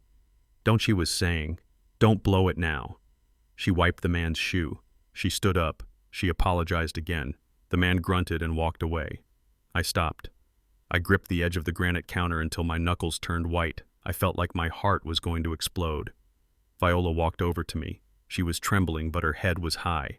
"Ray," she whispered. I looked at her. I wanted to cry. I wanted to scream. "He made you kneel," I hissed, my voice choking with emotion. "It does not matter," she said softly. "It is just dirt. It wipes off." "It matters to me," I said. "Ray," she said, putting her hand on my chest right over my beating heart. "Look at them." I looked out at the party, at the laughter, at the greed. "They are drunk on power," she said. "They think they are gods, but gods do not notice the ants. And that is why the ants win." I took a deep breath. She was stronger than me. In that moment, she was stronger than iron. I grabbed a fresh bottle of champagne. 2 hours, I whispered to her. What she asked. "Just 2 hours," I said. "Can you hold on for 2 hours?" "I can hold on forever," she said, "as long as you are with me." "Then let's finish this," I said. I walked back out onto the floor. But I was not just serving drinks anymore. I was listening. I circulated near the key players. I stood near Harold as he bragged to a developer. "We are going to cut corners on the retaining wall." Harold laughed quietly. "The soil is solid. We do not need the extra reinforcement. That will save us 50 grand right there." I filed that away. Intentional negligence. I moved near Courtney, who was talking to her architect. "Do not worry about the creek," she said. "We will just divert the runoff into the main pipe. If it overflows, it is the county's problem, not ours." I filed that away. Violation of water management statutes. I moved near Marcus. "I feel bad for the old man sometimes," Marcus was saying to a friend. "He looks so pathetic in that little bow tie. But hey, he had his run. It is my turn now." I filed that away too. That one was not for the lawsuit. That one was for my soul. That one was the final lock clicking shut on the door of my mercy. The party roared on. The noise was deafening. But inside my head it was silent. I was counting down the minutes. At 9 o'clock, Harold tapped a spoon against his glass. The room quieted down. "Ladies and gentlemen," Harold boomed, his face flushed with alcohol and victory. "If I could have your attention." The guests turned toward the fireplace where Harold, Marcus, and Courtney were standing. They looked like a royal family posing for a portrait. "We are so glad you could join us tonight," Harold said. "We are here to celebrate not just a renovation, but a revolution. For too long, this prime piece of real estate has been underutilized. It has been stuck in the past." He gestured vaguely toward the kitchen where Viola and I were standing in the shadows. "But tonight, we turn the page," Harold declared. "Tonight, we announce the beginning of the Bishop Preston estate, a symbol of modern luxury and smart investment." The crowd applauded. Marcus beamed. Courtney raised her glass. I watched them. I watched them toast to a future that did not exist. I looked at Viola. She reached out and squeezed my hand. Let them have their applause, I thought. Let them have their moment in the sun, because the storm is coming, and I am the thunder. I turned back to the sink and started washing the crystal glasses, one by one.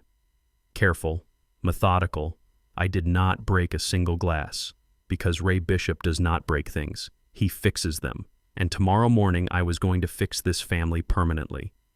The VIP table was set up near the French doors where the light from the crystal chandelier hit the hardest. It was the center of gravity for the entire room. Harold sat there like a mob boss holding court surrounded by 3 men in suits that cost more than my first house. These were the investors, the sharks. I knew their type. I had dealt with men like them back in the 80s, men who looked at a neighborhood and saw only spreadsheets, men who would pave over a cemetery if the zoning board allowed it. I stood in the shadows of the dining room adjusting my bow tie.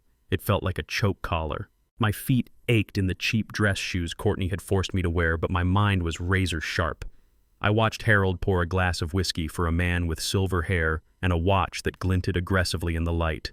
That was Mr. Sterling, the banker, the man who was supposed to rubber stamp the loan that would bury my legacy. I needed to know what they were saying. The ambient noise of the party was too loud, a wall of chatter and clinking glass that drowned out their conversation.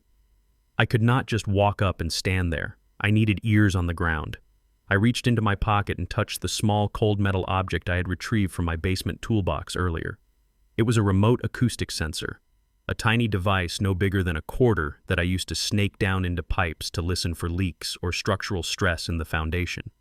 It was magnetized, it was durable, and it could transmit audio to an app on my phone from up to 50 feet away. Courtney walked past me, snapping her fingers. "Ray," she hissed, "the VIP table is empty. Refill them. And smile, for God's sake. You look like you were at a funeral." I looked at her. In a way, I was. I was at the funeral of her greed. I forced a tight grimace onto my face. "Yes, Courtney." I grabbed a fresh bottle of the premium scotch from the bar card. I put a napkin over my arm. I walked toward the table. As I approached, the conversation died down. They looked at me with the indifference reserved for furniture. I was just the old black servant pouring the drink. I was invisible. I leaned in to pour Mr. Sterling's glass. My hand shook slightly. "Steady there, old-timer," Sterling said with a condescending chuckle. "Don't spill the good stuff." "I am sorry, sir," I mumbled, playing the part. My hands, not what they used to be. I moved around the table, filling glasses. When I got to Harold, he did not even look up. He was busy lighting a cigar. I saw my opportunity. The table had a heavy iron base. Perfect. I pretended to stumble.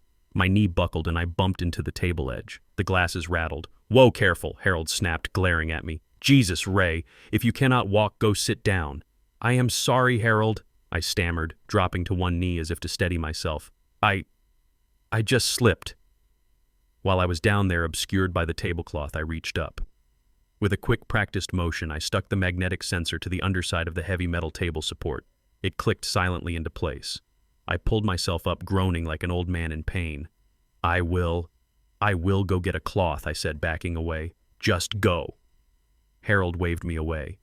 "Get out of here before you break something." I retreated to the kitchen. I walked past Viola, who was arranging crackers on a tray. "Did you do it?" she whispered. I nodded. "Keep watch," I said. I slipped into the pantry. It was a small, narrow closet where we kept the dry goods. I closed the door and sat down on a bucket of paint I had hidden in there. I pulled out my phone. I put in my earbuds. I opened the app. A flat line appeared on the screen. Then as the connection stabilized, the line jumped. It turned into a waveform. The sound was crystal clear. It was as if I was sitting right next to them. I heard the clink of ice. I heard the puff of the cigar. "Okay," Harold's voice came through rich and smug. "The help is gone. We can talk business." I closed my eyes and listened. "So," Harold Sterling said, "let's look at the brass tacks. You have the deed." "Locked and loaded," Harold said. "My son-in-law, bless his heart. He got the mother to sign the power of attorney. And the father, well, you saw him. He is a vegetable. He does not know what day of the week it is." Laughter, cruel, mocking laughter. "So the collateral is the land?" Sterling asked. 5 acres of prime residential earth, Harold confirmed, appraised at $4 million as is. Once we break ground on the luxury expansion, the projected value hits 10. "And the loan amount?" Sterling asked. $5 million, Harold said. "Cash, direct deposit into the holding company account on Tuesday morning." I frowned. $5 million? That was a lot of leverage for a renovation. Why did they need so much liquid cash? And the borrower entity? Sterling asked. "This is the beauty of it," Harold said, his voice dropping lower, conspiring. "The borrower is the Bishop Family Trust, with Marcus Bishop as the sole signatory guarantor." I gripped the phone. "Marcus." "They were putting the debt on Marcus." Sterling paused. "And you are sure the kid is good for it? I mean, if this goes south," Harold interrupted him. "Listen, Bob, between you and me, this is not going north." "What do you mean?" Sterling asked. I held my breath in the dark pantry. Harold let out a puff of smoke. "Look, Bob, the market is soft. We know that. I am not building this resort to run it. I am building it to bleed it." My blood ran cold. "Here is the play," Harold continued. "We get the $5 million on Tuesday. By Friday, $4 million of that is transferred to offshore consultants for design fees and consulting services. Consultants that you and I own, Bob."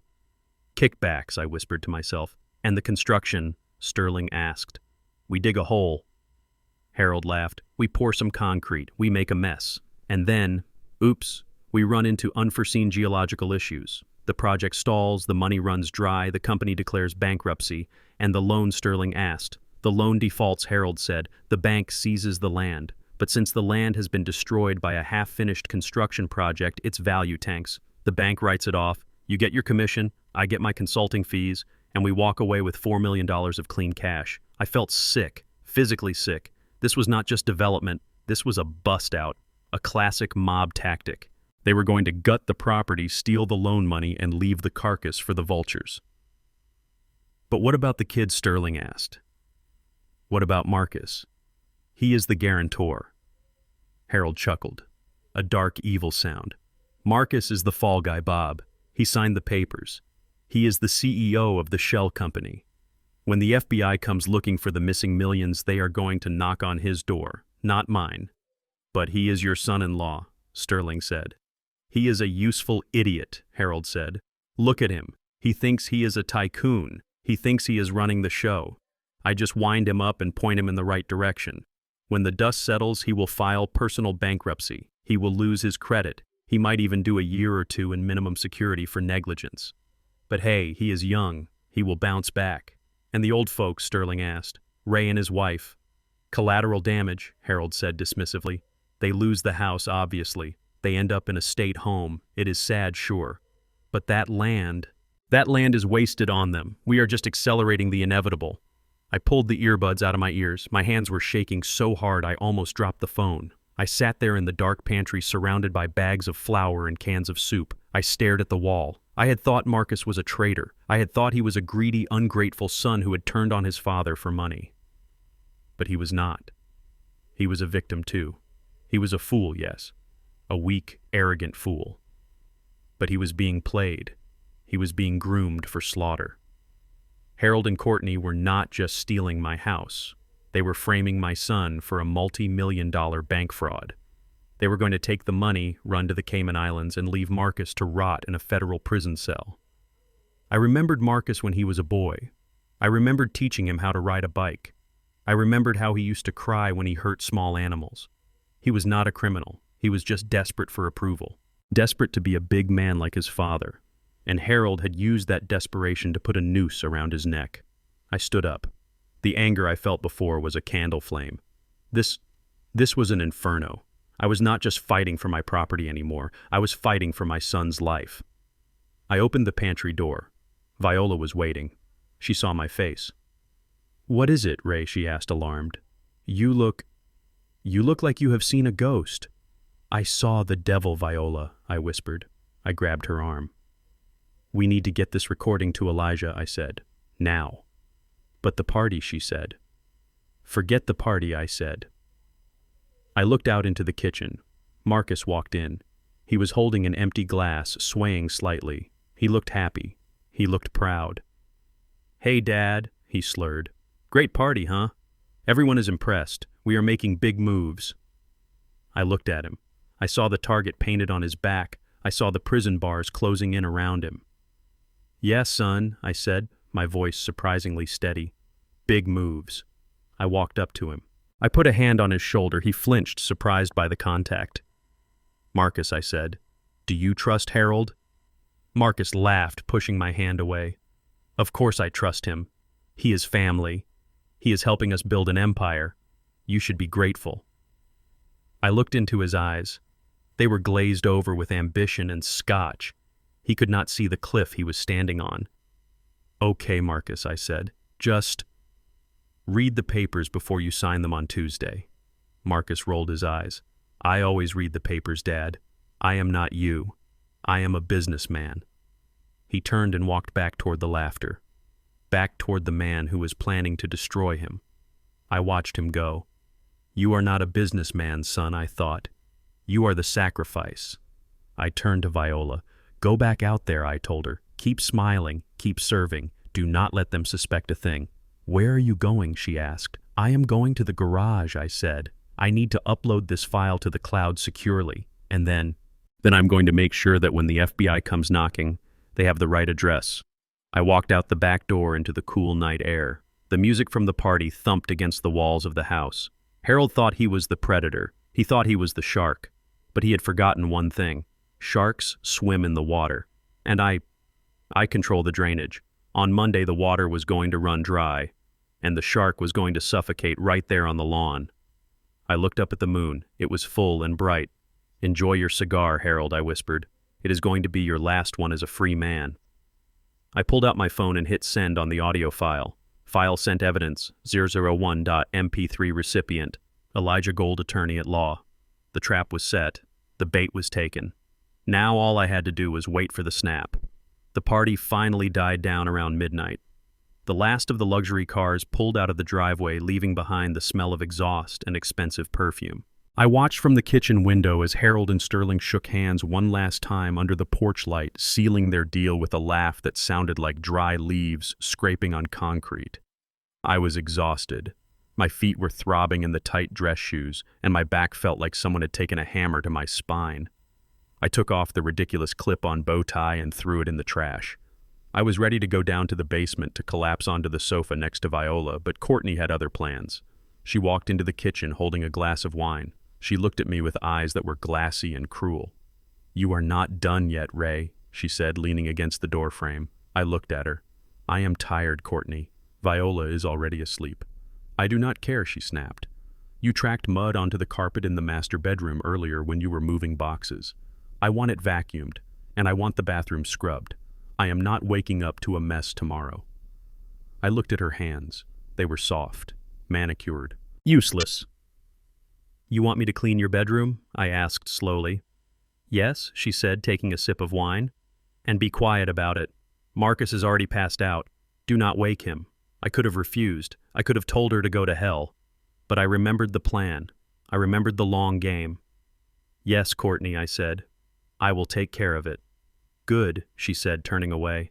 "When you are done, turn off the lights and stay in the basement until noon. We have a brunch meeting." I walked up the stairs to the master bedroom. My bedroom. The room where Viola and I had slept for 30 years before they moved in. Now it was painted a cold, sterile gray. The warm oak furniture was gone, replaced by sharp, modern angles and mirrors. Marcus was asleep on the bed, sprawled out on top of the covers, still wearing his tuxedo pants. He was snoring, mouth open, drooling slightly onto the pillow. He looked weak. Even in sleep, he looked like a man who was running from something. I got the vacuum, but I did not turn it on. I did not want to wake him. Instead, I picked up the broom and silently swept the carpet near the closet. That was when I saw it. The closet door was open. Inside, amidst the clutter of designer shoes and silk dresses, was the wall safe. I stopped sweeping. I knew that safe.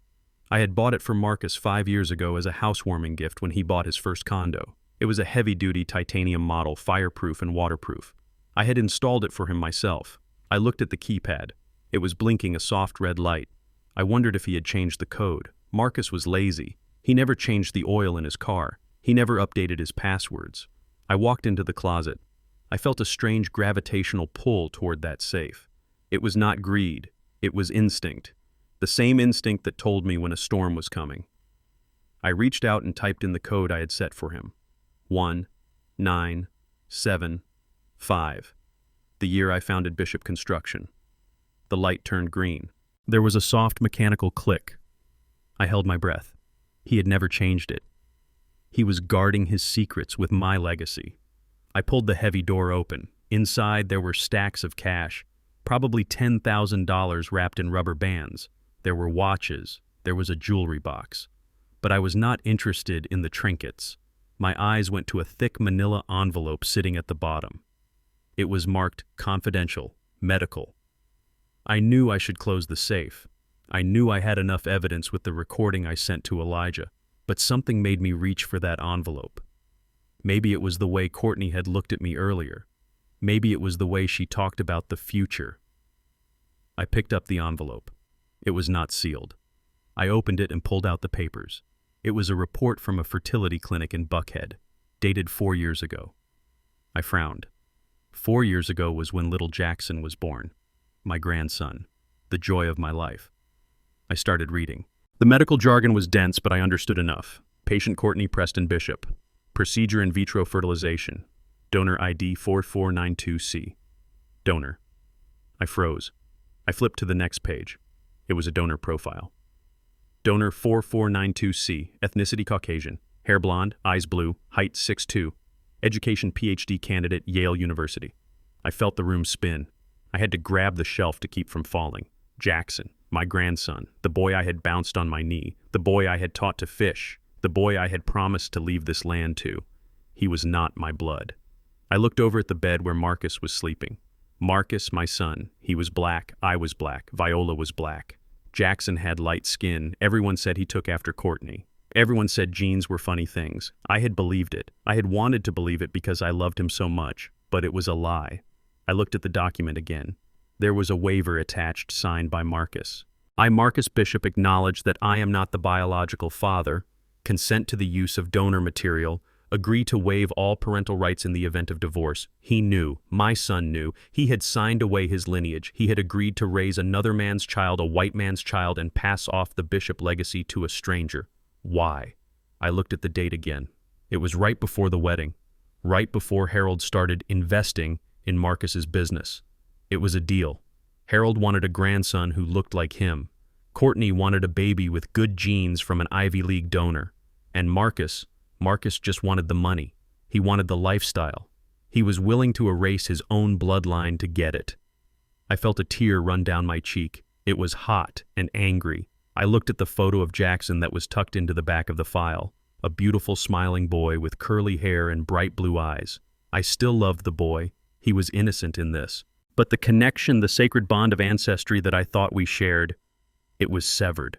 The land, the house, the history of my family struggling up from the mud of the South to build something lasting. It ended with me. There was no heir. Marcus had not just sold the house. He had sold our future. He had sold our name. I looked at Marcus sleeping on the bed. For days I had felt a tiny spark of pity for him. I thought he was just weak. I thought he was being manipulated by his wife and father-in-law. I thought that maybe if I saved him he could be redeemed. I thought that deep down he was still a bishop. But a bishop does not sell his blood. I looked at the paper in my hand. It was not just a medical record. It was a receipt for a soul. The pity in my heart turned to ash. It crumbled and blew away, leaving only cold, hard granite. He was not my son anymore. He was just a man who lived in my house. A man who had conspired to erase me completely. I took my phone out of my pocket. I took a picture of every page, the donor profile, the waiver, the signature. This was the final nail.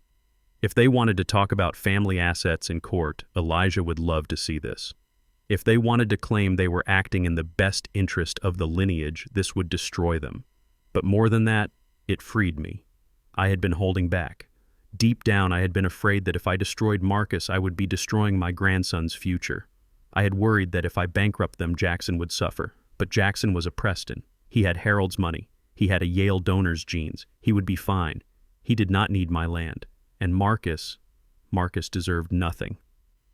I put the papers back in the envelope. I put the envelope back in the safe exactly where I found it. I closed the heavy steel door. Click. That click sounded like the hammer of a gun being cocked. I stood up. I looked at the vacuum cleaner. Clean the room, Courtney had said. I grabbed the vacuum. I wrapped the cord around the handle. I put it back in the closet. I am done cleaning up your messes, I whispered. I walked over to the bed. I stood over Marcus. I looked at his face one last time. I tried to find the little boy I used to know. The boy who cried when his goldfish died. He was gone.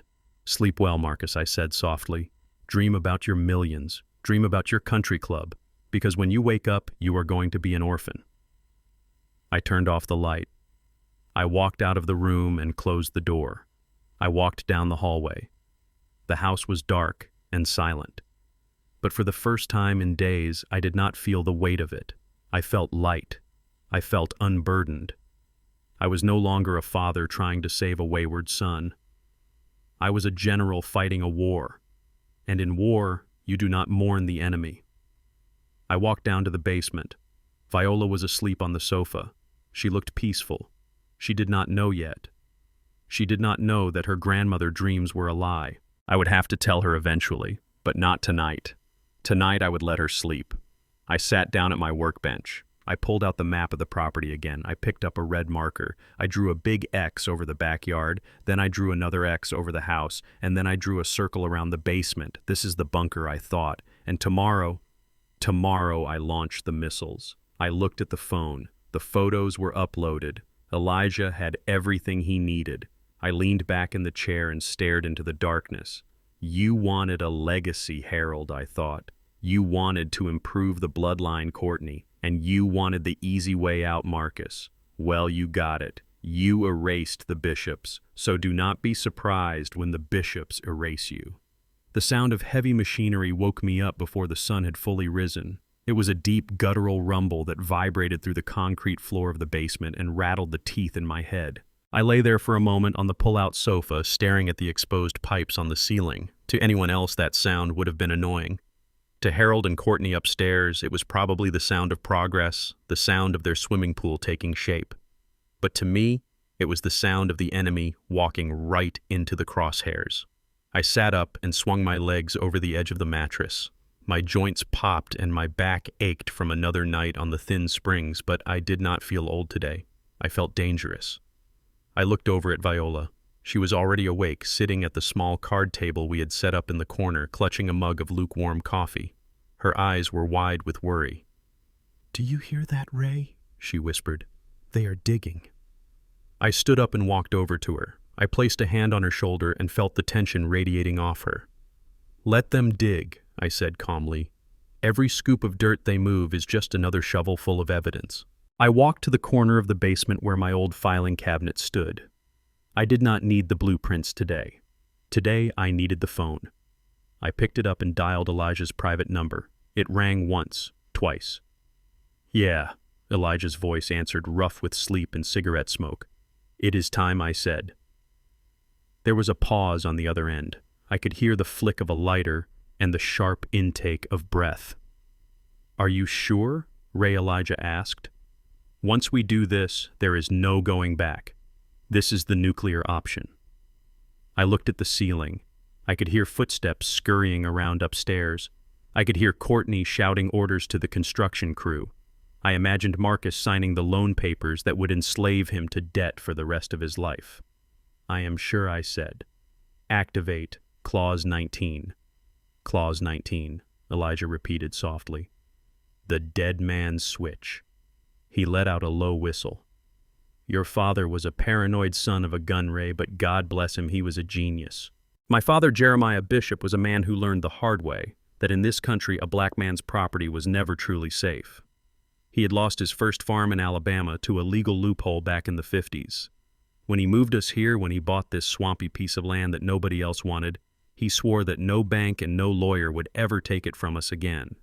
He wrote the will himself before he let a lawyer polish it, and he included Clause 19. I could see the words in my mind as clearly as if they were tattooed on my eyelids.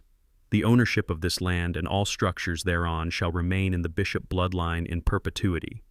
In the event that the primary heir is incapacitated, coerced, or forced to transfer title under duress, or if the line of succession is broken by non-biological issue, the title shall immediately and automatically revert to the Jeremiah Bishop Charitable Trust for Underprivileged Children. It was a poison pill, a fail-safe designed to burn the whole thing down rather than let an outsider steal it.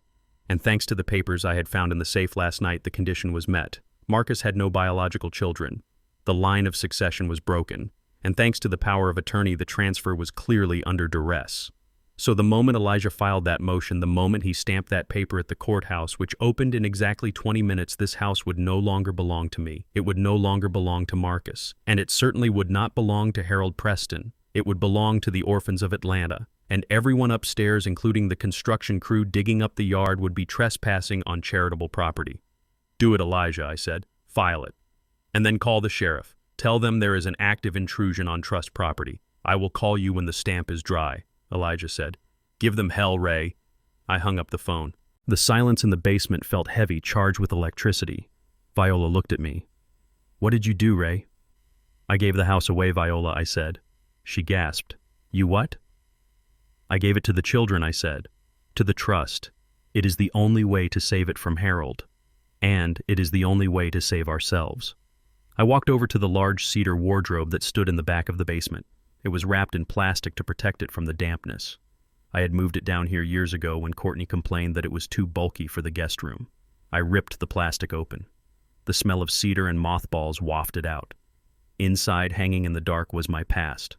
My work clothes were in the laundry basket. My gardener disguise was on the chair. But inside this wardrobe were the suits I used to wear when I was the man who built this town. I pushed aside the gray wool and the tweed. I was looking for one specific suit. There it was. The midnight blue three-piece bespoke suit I had worn 20 years ago. The night the Chamber of Commerce named me Businessman of the Year. I pulled it out. The fabric was still crisp. Italian wool, silk lining. It was a suit of armor. Where are you going? Viola asked, standing up. I am not going anywhere, I said, unbuttoning my flannel shirt. I am going upstairs. But Courtney said we have to stay down here until noon, she said. She said we cannot be seen by the crew. I threw the flannel shirt onto the floor. I kicked off the dirty work boots. Courtney does not give orders in this house anymore, I said. I put on the white dress shirt. It was a little tight around the neck, but I buttoned it all the way up. I put on the vest. I stepped into the trousers. I turned to the small mirror over the utility sink. I tied the silk tie, a full Windsor knot. Perfect symmetry. I looked at my reflection. The stooped old man was gone. The victim was gone. The gardener was gone. Staring back at me was Ray Bishop, CEO, founder, father. I put on the jacket. It settled onto my shoulders like a familiar weight. I shot my cuffs. I reached into the pocket and pulled out my grandfather's gold pocket watch. I checked the time, 8:15. The excavators would be positioning themselves over the drainage pipe right about now. I turned to Viola. She was staring at me with her hand over her mouth. Her eyes were shining. You look like yourself again, she whispered. I walked over to her. I kissed her gently on the forehead. Stay here, Viola, I said. Pack a bag. Just the essentials. Why, she asked, gripping my lapel. Because when this is over, I said, we are going to take a long vacation. But first, I have some trash to take out. I walked toward the wooden stairs. The rumble of the machines was louder now. I could hear the beep, beep, beep of a bulldozer backing up. I could hear Harold shouting directions, trying to be the foreman. I started to climb. Every step was a memory. Step 1. Mixing concrete in the summer heat of 1970. Step 2. Signing the deed to the land in 1980. Step 3. Carrying Marcus through the front door when he was a baby. Step 4. Carrying Viola over the threshold. By the time I reached the top of the stairs, I was not just angry. I was cold. I was a force of nature. I reached for the doorknob. Locked, of course. They had locked the basement door from the kitchen side. They wanted to keep the help out of sight while the big men did business. I smiled. I did not knock. I took a step back. I lifted my right leg, and I kicked the door right next to the latch. The wood splintered. The lock gave way with a loud crack. The door swung open, banging against the kitchen wall. The noise cut through the chatter in the kitchen like a gunshot. I stepped through the broken doorway. Harold was standing by the coffee machine holding a mug that said, "World's Best Grandpa." Marcus was eating a bagel. Courtney was looking at paint samples again. They all froze. They looked at the broken door. Then they looked at me. They did not see the old man in the dirty clothes. They saw the man in the midnight blue suit. They saw the man with the gold watch chain glinting in the light. They saw the man who had built the very floor they were standing on. Ray Harold stammered, dropping his spoon. "What the hell?" "You broke the door." I ignored him. I walked past him. I did not shuffle. My strides were long and purposeful. I walked straight to the back door that led to the yard. Dad, Marcus called out, standing up, his mouth full of bagel. "Dad, what are you doing? You are not supposed to be up here.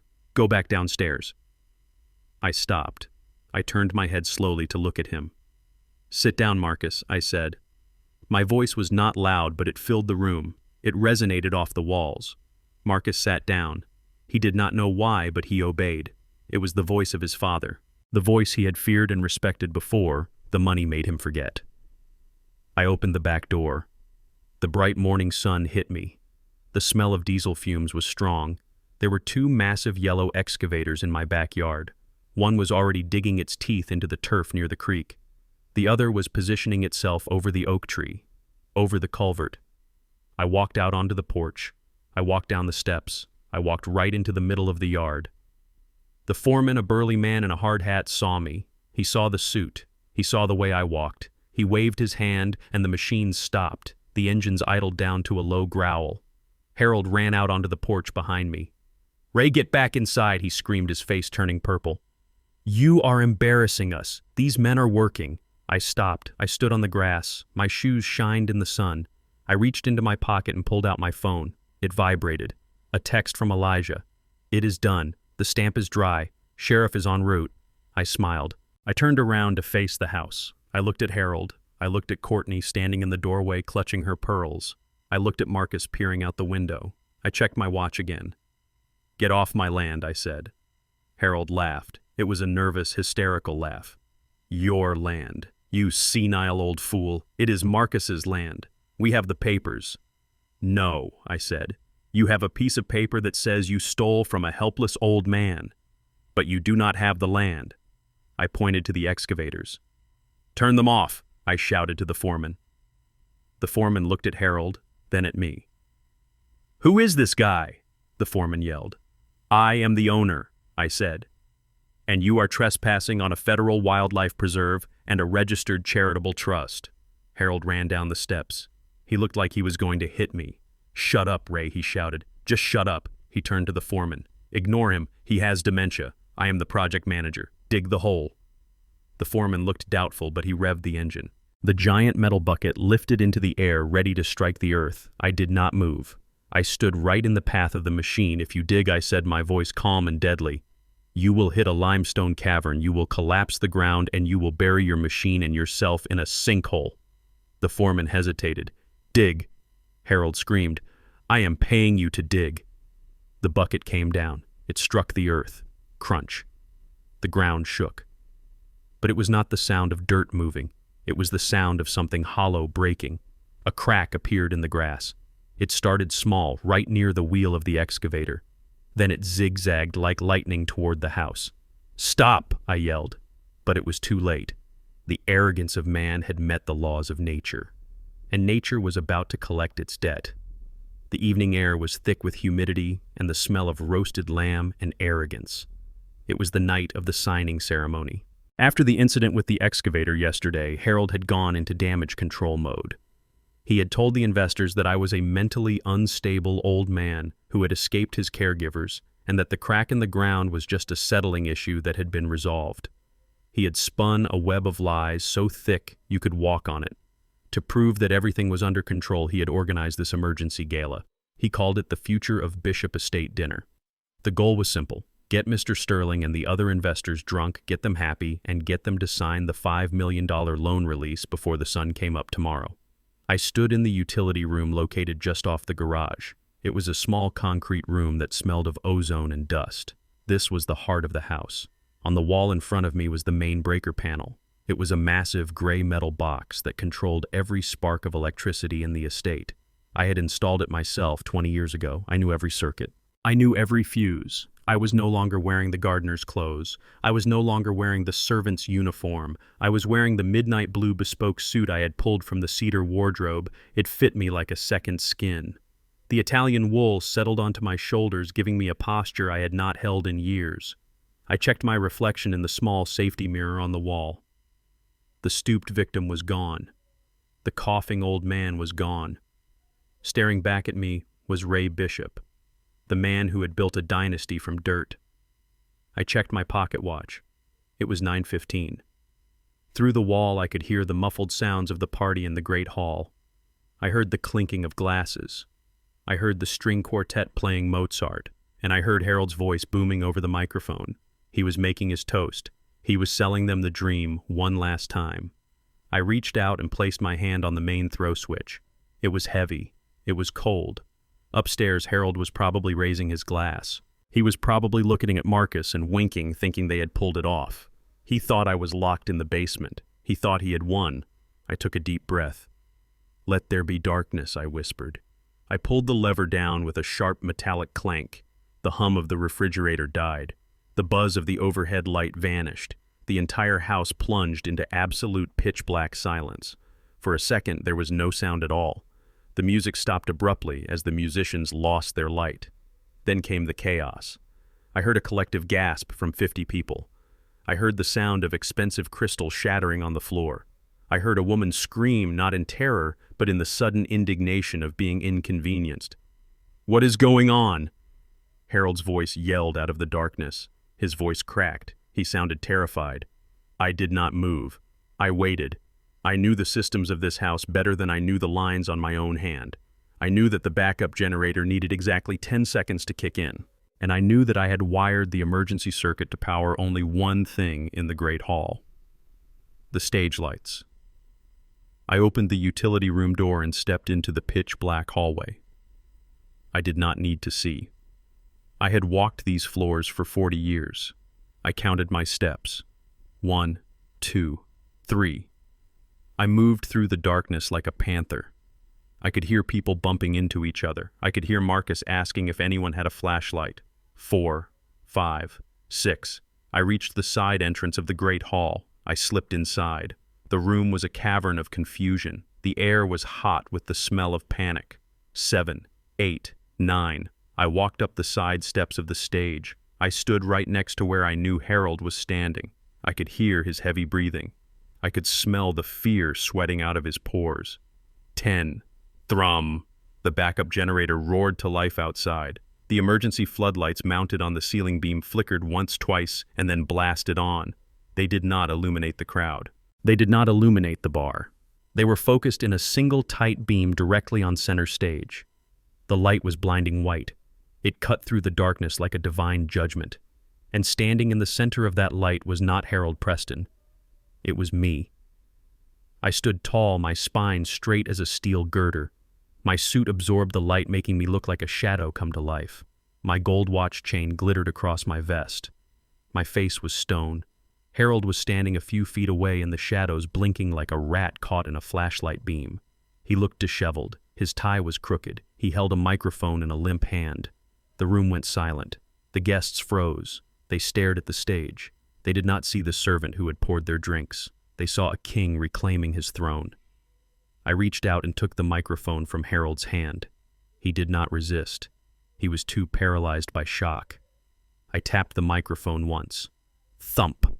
The sound echoed through the silent hall, booming off the vaulted ceiling I had framed myself. I looked out at the crowd. I saw Mr. Sterling holding a pen hovering over a document. I saw Courtney clutching her chest, her face pale under her makeup. I saw Marcus looking at me with his mouth open. I waited. I let the silence stretch until it was uncomfortable, until it was painful. I looked directly at Mr. Sterling. "I am sorry to interrupt this fraud," I said. My voice was deep, steady, and rich. It was the voice of a man who commanded construction crews over the roar of jackhammers. It was not the voice of a dementia patient. Harold stepped forward, trying to regain control. "Ladies and gentlemen," he stammered, his hands waving frantically, "please ignore this. This is my father-in-law. He is having an episode. He is confused. Security. Where is security?" "There is no security, Harold," I said into the microphone, drowning him out. "Because this is my house and I sent them home. I took a step towards the edge of the stage. The light followed me. "You are not having an episode," Ray Harold hissed at me away from the mic. "Get off this stage or I swear to God I will have you committed tonight." I turned and looked at him. I looked at him with such cold intensity that he actually took a step back. "You will do nothing, Harold," I said calmly, "because you have no power here, not anymore." I turned back to the crowd. "My name is Raymond Bishop," I said. "I built this house in 1981. I dug the foundation, I laid the brick, and I raised my family within these walls." I paused, scanning the faces of the investors. "You are here tonight to sign a deal for the Bishop Estate luxury redevelopment. You have been told that the land is stable, you have been told that the title is clear, and you have been told that I have voluntarily stepped down to let the next generation take over." I reached into the inside pocket of my jacket. Harold flinched, thinking I had a weapon. I pulled out a folded piece of paper. It was the injunction Elijah had stamped this morning. I held it up in the harsh white light. "This," I said, "is a federal injunction filed at 8 a.m. this morning. It declares that as of today, the title to this land has reverted to the Jeremiah Bishop Charitable Trust." A murmur ran through the crowd. Mr. Sterling dropped his pen. "What does that mean?" Sterling called out, standing up. "It means," I said, smiling a cold, humorless smile, "that this house is now an orphanage. It means that the land you are standing on is protected property. And it means that the loan documents you are about to sign are worth less than the napkin you wiped your mouth with." Harold lunged for me. He tried to grab the microphone. "He is lying!" Harold screamed. "He is crazy. The papers are signed. We have the power of attorney." I simply sidestepped him. He stumbled and nearly fell off the stage. It was pathetic. I looked at Marcus. He was standing near the front row. He looked small. He looked like a child wearing a man's tuxedo. "Marcus," I said, my voice softening just a fraction. "Step into the light." Marcus hesitated. Then slowly, like a sleepwalker, he walked toward the stage. "Tell them, Marcus," I said. "Tell them about the power of attorney." "Dad, please." Marcus whispered, tears welling in his eyes. "Don't do this. Tell them I commanded, my voice cracking like a whip. Tell them how you told your mother I was in a coma. Tell them how you lied to a frightened woman to steal her signature." The crowd gasped. Heads turned toward Marcus. He shrank under the scrutiny. I thought it was for the best," Marcus stammered. "And the medical report," I asked. "The one in your safe. The one about my grandson." Marcus went white. He looked at Courtney. She was shaking her head violently, her eyes wide with panic. "Do not dare, Ray," she screamed from the floor. "That is private. That has nothing to do with this. It has everything to do with this," I roared. I held up the phone. I tapped the screen. The audio recording of Harold and Sterling's conversation began to play over the speakers. "The loan defaults. The bank seizes the land. You get your commission. I get my consulting fees. Marcus is the fall guy." Harold's voice boomed through the room, clear and undeniable. "He is a useful idiot. When the dust settles, he will file personal bankruptcy." The room went deathly silent. The only sound was the recording playing the confession of a conspiracy. Harold stood on stage, his face draining of all color. He looked at Sterling. Sterling looked at him with murder in his eyes. I turned off the recording. I looked at Marcus. "You sold your father for money," I said quietly, "and they sold you for spare parts." Marcus looked at Harold. The betrayal on his face was heartbreaking. But I did not have room for heartbreak tonight. I only had room for justice. I looked back at Mr. Sterling. "Mr. Sterling," I said, "I believe you have a check for $5 million in your briefcase." Sterling nodded slowly. "I suggest you tear it up," I said, "unless you want to explain to the FBI why you were conspiring to defraud your own bank." Sterling did not hesitate. He opened his briefcase, took out a blue check, and ripped it into 4 pieces. He let the pieces fall to the floor. He looked at Harold. "You are done," Preston Sterling said. "If you ever come near my bank again, I will have the guards shoot you on sight." Harold was shaking. He looked around the room looking for an ally, but there were no allies. The guests were already moving toward the exits. The rats were fleeing the sinking ship. Ray Harold pleaded, his voice a whimper. "Ray, wait. We can work this out. It was just business. We can cut you in." I walked up to him. I towered over him. "Business?" I asked. I reached out and straightened his crooked tie. "You came into my house," I said. "You drank my wine. You made my wife kneel on the floor. And you tried to bury my son in debt." I leaned in close so only he could hear. "That is not business, Harold. That is suicide." I turned to the back of the room. Viola was standing there. She had her bag packed. She was watching me. She was smiling. I turned back to the microphone one last time. "The party is over," I announced. "You have 5 minutes to vacate the premises. After that, the sheriff arrives to arrest anyone trespassing on trust property." I dropped the microphone. Thud. It hit the floor with a sound of finality. I walked down the stairs of the stage. The crowd parted for me like the Red Sea. I did not look left or right. I walked straight toward Viola.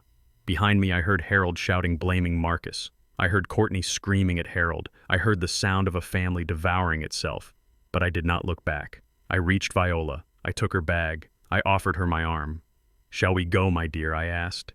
She took my arm. Her grip was strong. "Yes, Ray," she said. "Let's go home." "Oh." We walked out the front door, leaving the lights blazing on the empty stage, leaving the chaos behind us. The air outside was cool and fresh. I looked at the sky. It was clear. But I knew the storm had just begun for them. And for the first time in a long time, I was looking forward to watching it rain. The recording continued to play over the speakers, filling the cavernous hall with the sound of Harold's betrayal. The voice was unmistakable. It was the same booming, arrogant baritone that had just delivered a toast to family values only minutes ago. But now, stripped of its public veneer, it sounded greasy and criminal. I stood on the stage holding the microphone to my phone like an executioner holding an axe. I watched the faces in the crowd. These were men and women who understood money. They understood greed, but they did not tolerate being played for fools. The recording crackled. "We default on the loan in 6 months, Harold's voice said on the tape. "We blame the soil conditions, we blame the drainage, the bank takes the loss, and Marcus signs the bankruptcy papers. The kid has no assets anyway. He is a clean skin. We burn his credit to save our cash." I looked at Marcus. He was standing near the front of the stage. His face was the color of old ash. He was staring at the speakers as if they were speaking in a foreign language. He could not process it. He could not believe that the man he worshipped, the man he called Dad, was plotting to send him to prison. I stopped the recording. The silence that followed was louder than the screaming had been. Harold broke it first. "It is a deep fake," he shouted, his voice cracking with desperation. He pointed a shaking finger at me. "That is AI generated.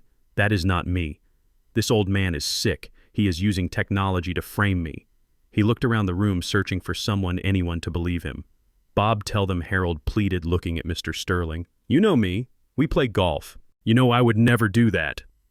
Mr. Sterling stood up slowly. He picked up the pieces of the check he had torn up. He walked over to Harold. He did not look like a golf buddy. He looked like a shark that had just smelled blood in the water. "I know you," Harold Sterling said, his voice low and dangerous. "I know you are a liar, and I know that voice. You said those exact words to me 3 years ago on the Highland Park deal. I just did not know you were planning to pull the same scam on me." Sterling turned to his associates.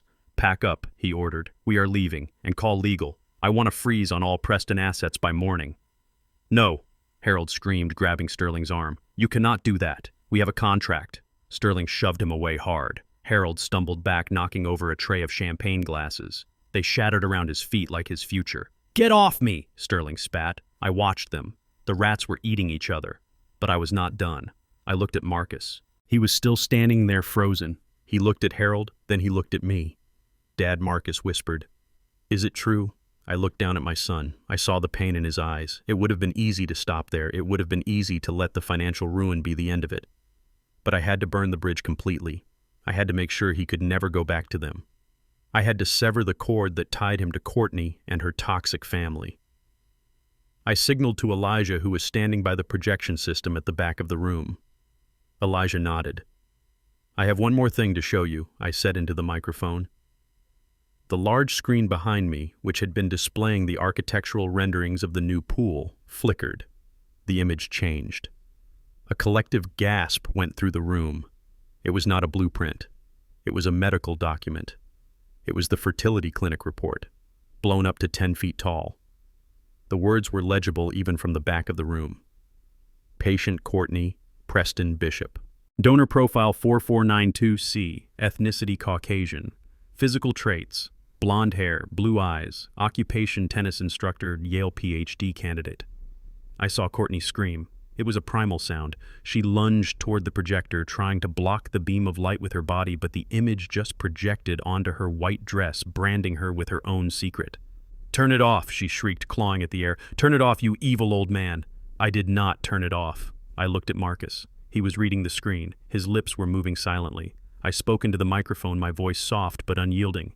Marcus, I said, you wanted a legacy. You wanted to give the Bishop name to a grandson. You told me little Jackson had your grandmother's eyes. Marcus looked up at me. Tears were streaming down his face now. But he does not have my mother's eyes, Marcus, I said. He has the eyes of the man Courtney was taking private lessons from at the club. That is a lie, Courtney screamed. She ran toward Marcus, grabbing his lapels. Do not listen to him, baby. He is lying. We chose a donor together, remember? We agreed. Marcus pushed her away. He looked at her with horror. We chose a donor, he said, his voice shaking. Yes, because you told me my count was low. You told me we needed help. But you said the donor was anonymous. You said he was like me. Courtney froze. I chose the best. Courtney spat, her mask finally slipping completely. I chose a donor with good genes, Marcus. A donor with a future. A donor with a PhD. Not some construction worker bloodline. The room went dead silent. There it was. The racism. The elitism. The hatred she had hidden behind a smile for 5 years. She covered her mouth, realizing what she had said. But words are like bullets. Once they leave the barrel, you cannot call them back. Marcus stepped back as if she had slapped him. He looked at the screen again. Tennis instructor. He looked at Harold. You knew, Marcus asked. Harold wiped sweat from his forehead. He shrugged, a gesture of complete indifference. Does it matter who the sire is, Harold said. The kid is healthy. He is white. He is bright. He has a future. You are his father on paper, Marcus. Grow up. That is how the world works. We upgraded the stock. Upgraded. I felt a fire in my chest. They talked about my grandson like he was cattle.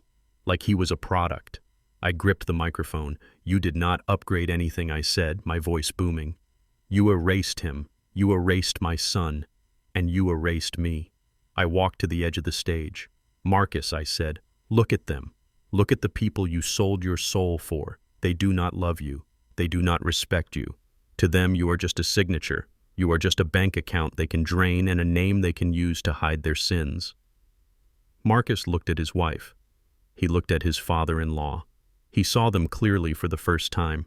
He saw the ugliness beneath the expensive clothes. He reached into his pocket. He pulled out the debit card. My debit card.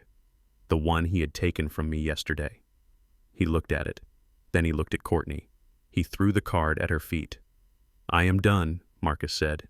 His voice was quiet, but it carried. What did you say? Courtney hissed. I said I am done, Marcus repeated louder. I am done being your puppet. I am done being your fool. And I am done being your husband. You cannot leave me. Courtney laughed nervously. You have nothing, Marcus. We own you. We own the house. We own the company. No, I interrupted. You own nothing. I pointed to the screen where the injunction was still visible in the corner. "The house belongs to the trust," I said. "The company accounts have been frozen by Mr. Sterling. And the loan, well, the loan is dead." I looked at Harold. "You are broke, Harold," I said. "And come Monday morning when the SEC investigates that recording, you will be in handcuffs." Harold looked around wildly. He realized the walls were closing in. He ran. He actually ran. The big man who wanted to build an empire scrambled off the stage and bolted for the side exit, knocking over chairs in his panic. Courtney watched him go, her father, her hero, abandoning her. She looked at Marcus. "Baby," she pleaded, changing her tune instantly. "We can fix this. We can explain." Marcus looked at her with dead eyes. "Don't call me baby," he said. He turned his back on her. He walked toward the stage. He walked toward me. He stopped at the bottom of the steps. He looked up. He looked like a little boy again. A little boy who had fallen off his bike and scraped his knees raw. "Dad," he whispered. I looked down at him. Part of me wanted to hug him. Part of me wanted to pull him up onto the stage and shield him from the pain. But I knew I couldn't. Not yet. He had to stand on his own 2 feet. He had to feel the weight of his mistakes. I did not reach down. I stood tall. "You have a long walk ahead of you, son," I said. I turned away from him. I looked out at the empty room. The guests were gone. The waiters were gone. Only the debris remained. Broken glass, spilled wine, and a shattered family. I walked over to the projector. I pulled the plug. The screen went dark. The evidence vanished. But the truth remained. I stepped off the stage. Viola was waiting for me by the door. She had watched the whole thing. She was crying silent tears. I walked over to her. "Is it over?" she asked. "The lie is over," I said. Now the hard part begins. We walked out into the night, leaving Marcus standing alone in the dark ballroom, surrounded by the ruins of the life he thought he wanted. I knew he would survive. He was a bishop after all. We are built to survive. But tonight he had to learn the hardest lesson of all. You cannot build a house on sand, and you certainly cannot build a family on a lie. As we walked to my truck, I heard a siren in the distance. It was getting closer. Just as I thought was finally coming to dinner, the ballroom was silent, but the air was screaming. The guests had fled the scene like rats sensing a rising tide, leaving behind a wasteland of overturned chairs and shattered glass. But the Prestons were still there. They were trapped in the wreckage of their own ego. Harold had been stopped at the side exit by the locked doors I had secured earlier. He was pounding on the wood like a trapped animal. Marcus was sitting on the edge of the stage, his head in his hands, broken and silent. But Courtney was different. She was not running and she was not grieving. She was vibrating with a rage so pure and so hot it distorted her face into something unrecognizable. She stood in the center of the room, her white dress stained with wine, her hair coming loose from its pins. She looked at Marcus, who had just rejected her. Then she looked at her father, who was cowering by the door.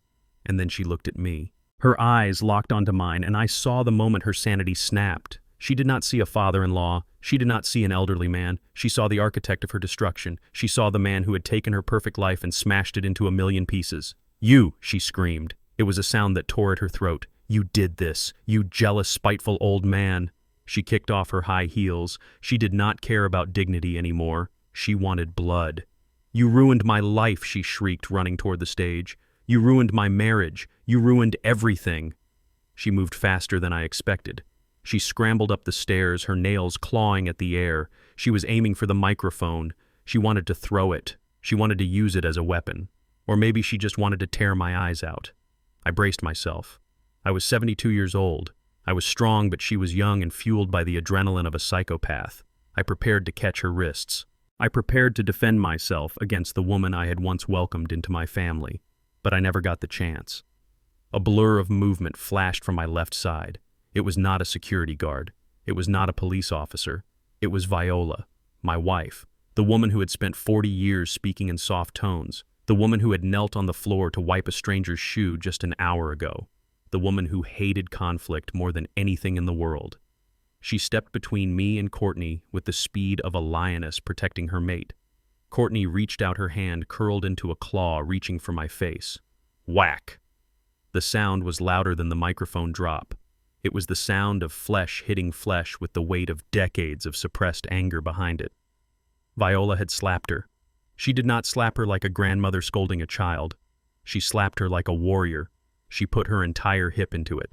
Her hand connected with Courtney's cheek with such force that Courtney spun around and fell hard onto the stage floor.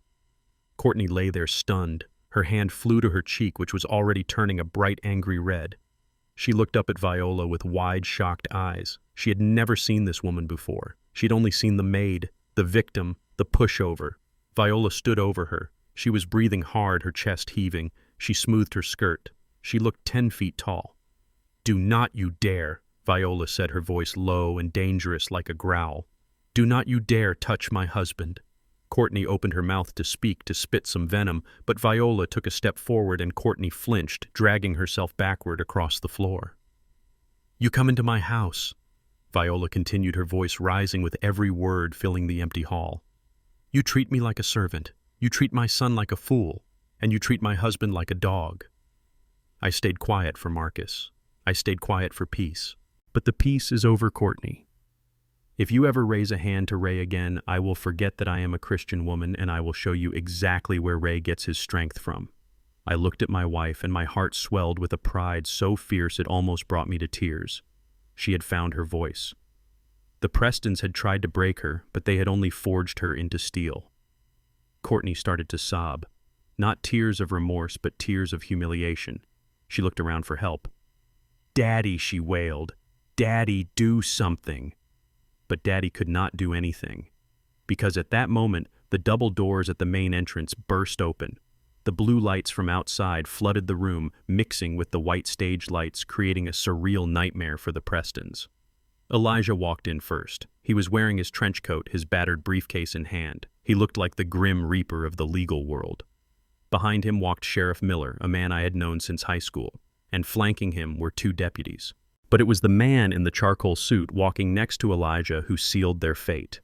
It was not Mr. Sterling. It was Mr. Henderson, the vice president of risk management from the bank, the man who handled fraud. Elijah walked straight to the stage. He looked at Courtney crying on the floor. He looked at me. He nodded once. "Ray," Elijah said, "looks like we made it just in time." He turned to the sheriff. "Sheriff Miller," Elijah said, pointing to Harold, who was still trying to pry open the side door. "That man is Harold Preston. He is currently trespassing on property owned by the Jeremiah Bishop Charitable Trust, and I believe there is a warrant for his arrest regarding the attempted illegal excavation of protected wetlands." Harold froze. He turned around slowly. "Sheriff, wait," Harold stammered, putting his hands up. "It is a misunderstanding. I am a developer. I have permits." "You have a fake permit," Harold Sheriff Miller said, his voice booming. "We checked with the county clerk this morning. Your expedited paperwork was never filed. You dug on protected land without authorization. That is a felony." The deputies moved in. They grabbed Harold's arms. He struggled for a second, indignity etched on his sweaty face, but the click of the handcuffs silenced him. "I am not a criminal," Harold shouted as they dragged him toward the exit. "I am a businessman. Ask the bank. Ask Sterling. I have credit." "Mr. Henderson." The man in the charcoal suit stepped forward. He adjusted his glasses. He looked at Harold with the cold detachment of an auditor. "Actually, Mr. Preston Henderson," said, his voice dry and sharp. "You do not have credit." Harold stopped struggling. "What?" Mr. Henderson opened a folder he was carrying. "After receiving Mr. Bishop's audio evidence regarding your intent to defraud our institution, we launched an immediate audit of your existing accounts," Henderson explained. "It seems your liquidity was exaggerated. You have been leveraging the same assets across multiple banks. It is a classic Ponzi scheme structure." Harold went pale. So Henderson continued, closing the folder. "As of 10 minutes ago, the bank has exercised its right to call in all outstanding debts immediately. Your personal accounts, your business accounts, and your daughter's accounts." Courtney stopped crying. She sat up on the floor. "My accounts," she whispered. Henderson looked at her. "You are listed as a partner in Preston Development, Mrs. Bishop," he said. "Your assets are frozen pending the federal investigation. Your credit cards have been canceled. Your car has been flagged for repossession, and the lien on your condo has been activated." Courtney stared at him. "But I have nothing," she breathed. Henderson shrugged. "You have nothing now, ma'am," he said. "In fact, you have less than nothing. You have significant debt." The silence that followed was heavy. The Prestons were not just defeated, they were erased. Their power, their arrogance, their threats, it all came from money. And with a few keystrokes and a recording that money had evaporated.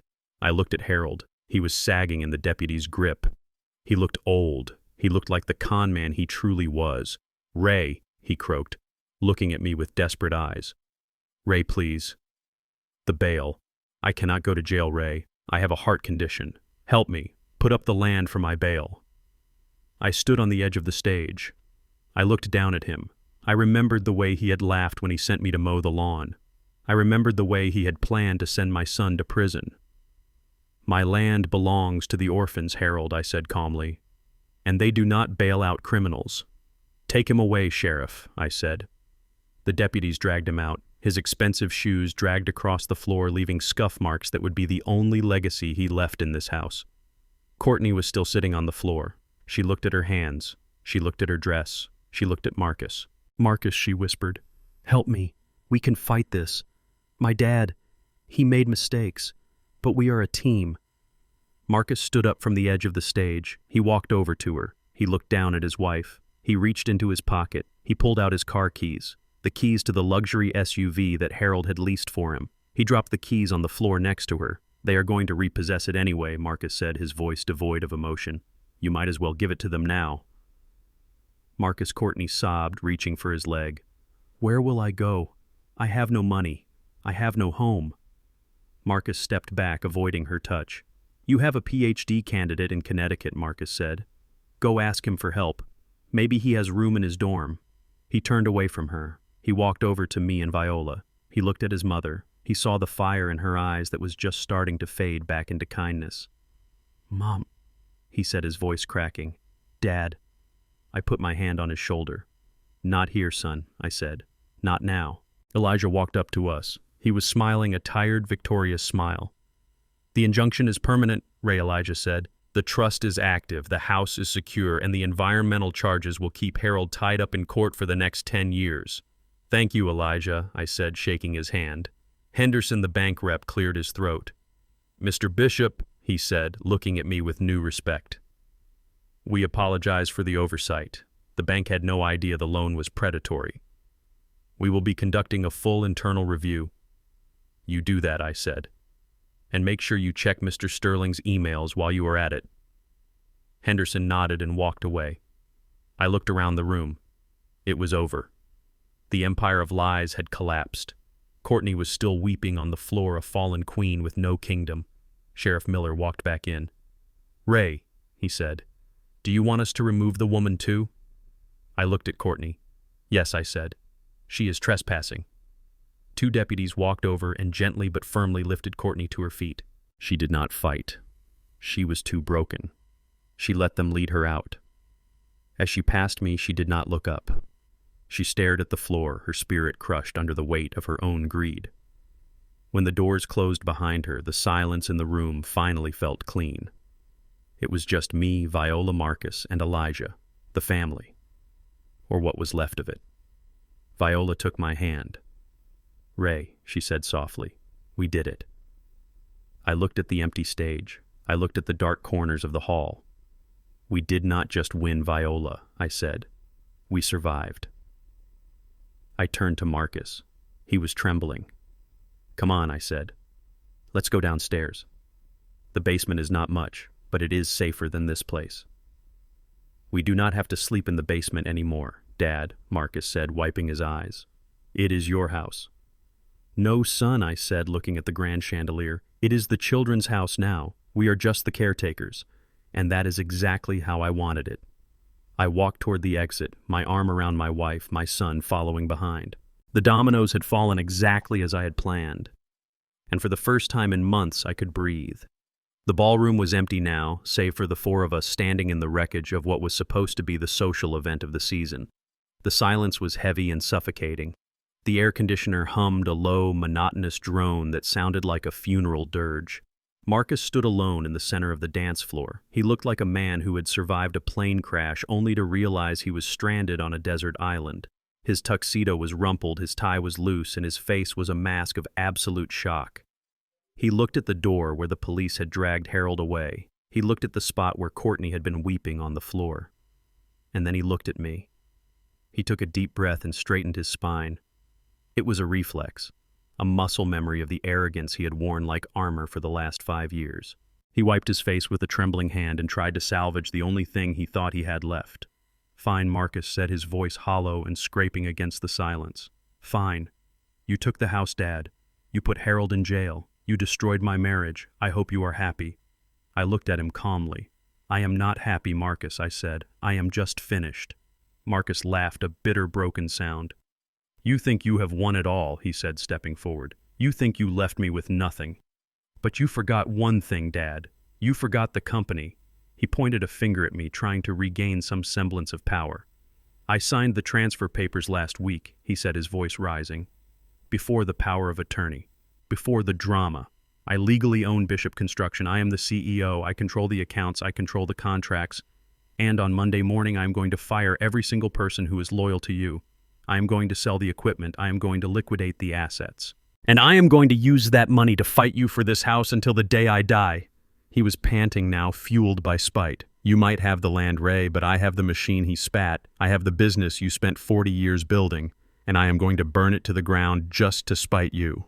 I looked at Elijah. Elijah looked back at me and adjusted his glasses. He did not smile. He did not frown. He just opened his briefcase and pulled out a single thin file. I looked back at Marcus. I felt a deep, profound sadness. He really did not understand who he was dealing with. He thought business was just signatures and bank accounts. He did not understand that business was people. "Marcus," I said softly, "do you remember when you were 10 years old and you wanted to drive the bulldozer?" Marcus blinked, confused by the question. "What?" "You wanted to drive the big yellow cat," I continued. "You cried and screamed until I let you sit in the cab. You grabbed the levers, you made the engine roar. You thought you were driving." I took a step closer to him. "But you were not driving, son. I had the kill switch in my hand the whole time. You were just making noise."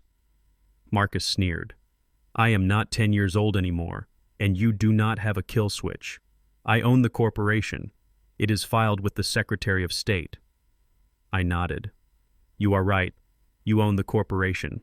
You own the legal entity known as Bishop Construction LLC. I paused, letting the words hang in the air. "But tell me, Marcus, when was the last time you went to the equipment yard?" Marcus hesitated. I have been busy. Courtney and I were planning the development. I haven't been there in a few months." "So what? And when was the last time you spoke to the foreman, Big Mike?" I asked. Marcus shrugged. "I don't know. Last week, maybe. I sent him an email about the schedule." "And did he reply?" I asked. Marcus frowned. "No, he didn't. He is lazy. I was going to fire him anyway." I shook my head slowly. "He is not lazy, Marcus. He is loyal. And he did not reply because he does not work for you." "What are you talking about?" Marcus demanded. "He has worked for Bishop Construction for 20 years. He worked for me," I corrected. I signaled to Elijah. He handed me the file. I walked over to Marcus and held it out. 6 months ago," I said. 6 months ago, when Courtney started talking about putting your mother in a home. When you started missing Sunday dinners to go to meetings with Harold. When I saw you looking at me not as a father but as an obstacle. I watched his eyes as I spoke. I saw the writing on the wall, Marcus. I knew you were coming for me. I just didn't know when. So I did what any good engineer does. I reinforced the structure. I opened the file. 6 months ago, I incorporated a new company," I said. "It is called Viola Holdings." Marcus looked at the paper. It was a certificate of incorporation, so what, he scoffed. "You made a new company? Good for you. Bishop Construction is still the big dog. We have the trucks, we have the mixers, we have the excavators. That is millions of dollars in iron, Dad." "No," I said. "You have nothing." I flipped the page. It was a bill of sale, dated 5 months ago. Bishop Construction sold its entire fleet of vehicles and heavy machinery to Viola Holdings for the fair market value of $1, I explained. $1, Marcus shouted. "That is illegal. You cannot do that." "I can," I said calmly. "Because at the time I was the sole owner. I sold the assets to pay off a promissory note. It is all legal." Elijah made sure of it. I flipped another page. "And the contracts," I said. "All those city contracts you think you have. The road work on I-85, the new library foundation." I pointed to a clause. They all had a key man clause, Marcus. It means if Ray Bishop is not the primary operator, the contracts are void. When you took over last week, the contracts automatically terminated. And do you know who picked them up the next day? Marcus stared at me, his mouth open. Viola Holdings, I whispered. And the men, I continued, relentless now. Big Mike, the concrete crew, the framers, the men who actually know how to build. They all resigned from Bishop Construction on Friday. They signed new employment agreements with Viola Holdings this morning. They are not coming to your yard on Monday, Marcus. They are coming to mine. Marcus staggered back. He looked like he had been punched in the gut.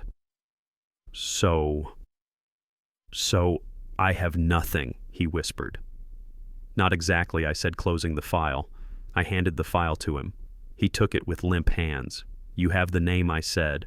You have the logo. You have the office lease, which, by the way, is 3 months behind on rent. I paused. I was about to deliver the final blow. The payload. And you have one more thing. Marcus looked up. Fear was replacing the anger in his eyes. What he asked, his voice trembling. I reached into my pocket and pulled out an envelope. It was not from a lawyer. It was from the IRS. I handed it to him. You see, Marcus, I said, when I transferred the assets, I had to balance the books. Bishop Construction had a very profitable year last year, but I decided to delay the tax payment. I wanted to keep the cash flow liquid for the new company. Marcus opened the envelope. His hands shook so hard the paper rattled. He stared at the number. $212,000, plus penalties and interest, due immediately. I watched the color drain from his face until he looked like a ghost. You didn't pay the corporate taxes? He stammered. I forgot, I said, shrugging. Old age, you know. I get confused. But this is addressed to the CEO, Marcus said. Exactly, I said. And as of last week, when you signed those papers with Harold, you are the CEO. You signed an assumption of liability, Marcus. You wanted the title. You wanted the power. Well, the power comes with a price tag. Marcus dropped the letter. It fluttered to the floor, landing next to the broken glass. $200,000, he whispered. I don't have $200,000. You froze my accounts. I know, I said. And the company accounts, Marcus asked, desperate now. Empty, I said. I transferred the cash reserves to Viola Holdings as a consulting fee for management services. Marcus fell to his knees. He did not collapse gracefully. He just crumpled. He sat on the dirty floor in his ruined tuxedo, surrounded by the wreckage of his life. He looked up at me, and for the first time I saw the full weight of reality crushing him. You planned this, he said. You planned this whole thing. You let me steal an empty shell. You let me sign my life away for a debt I cannot pay. I looked down at him. I did not plan for you to betray me, Marcus, I said. I planned for a rainy day. You just happened to be the storm. But why? Marcus cried. Why would you do this to me? I am your son. Because you are my son, I said, my voice breaking for the first time. Because I love you enough to teach you the lesson you refused to learn. I knelt down so I was eye level with him. You thought you could take what you did not build, Marcus. You thought you could inherit respect. You thought you could steal a legacy. But a legacy isn't concrete and steel. It isn't a bank account. It is character. And until you build some character, you will never own anything of value. I stood up. The IRS does not play games, Marcus. You have 30 days to pay that bill. If you don't, they will seize your personal assets, your car, your clothes, your condo. But I have nothing left, he sobbed. Courtney is gone. The house is gone. The money is gone. Then you better start working, I said. I pointed to the door. I hear Viola Holdings is hiring laborers, I said. Minimum wage. Hard work, digging ditches. It is not glamorous, Marcus, but it is honest. And if you show up on Monday morning at 6 a.m. sharp, Big Mike might give you a shovel. Marcus stared at me. He looked at the floor. He looked at his soft hands. You want me to dig ditches, he whispered. I want you to build a man, I said, and you start at the bottom, just like I did. I turned away from him. Viola was waiting by the exit. She had heard everything. She did not look happy. A mother is never happy to see her child suffer. But she looked resolved. She knew it was necessary. Come on, Ray, she said softly. Let's go home. I walked over to her. Elijah packed up his briefcase and followed us. We walked out of the ballroom. At the door, I stopped and looked back one last time. Marcus was sitting alone in the spotlight. He was holding the IRS letter in one hand and the useless bill of sale in the other. He looked small. He looked terrified. But for the first time in his life, he was holding the truth. The company was a shell. The marriage was a lie. The friendship with Harold was a scam. All he had left was the debt. "Good luck, Marcus," I whispered. I pushed the heavy doors open and walked out into the cool night air.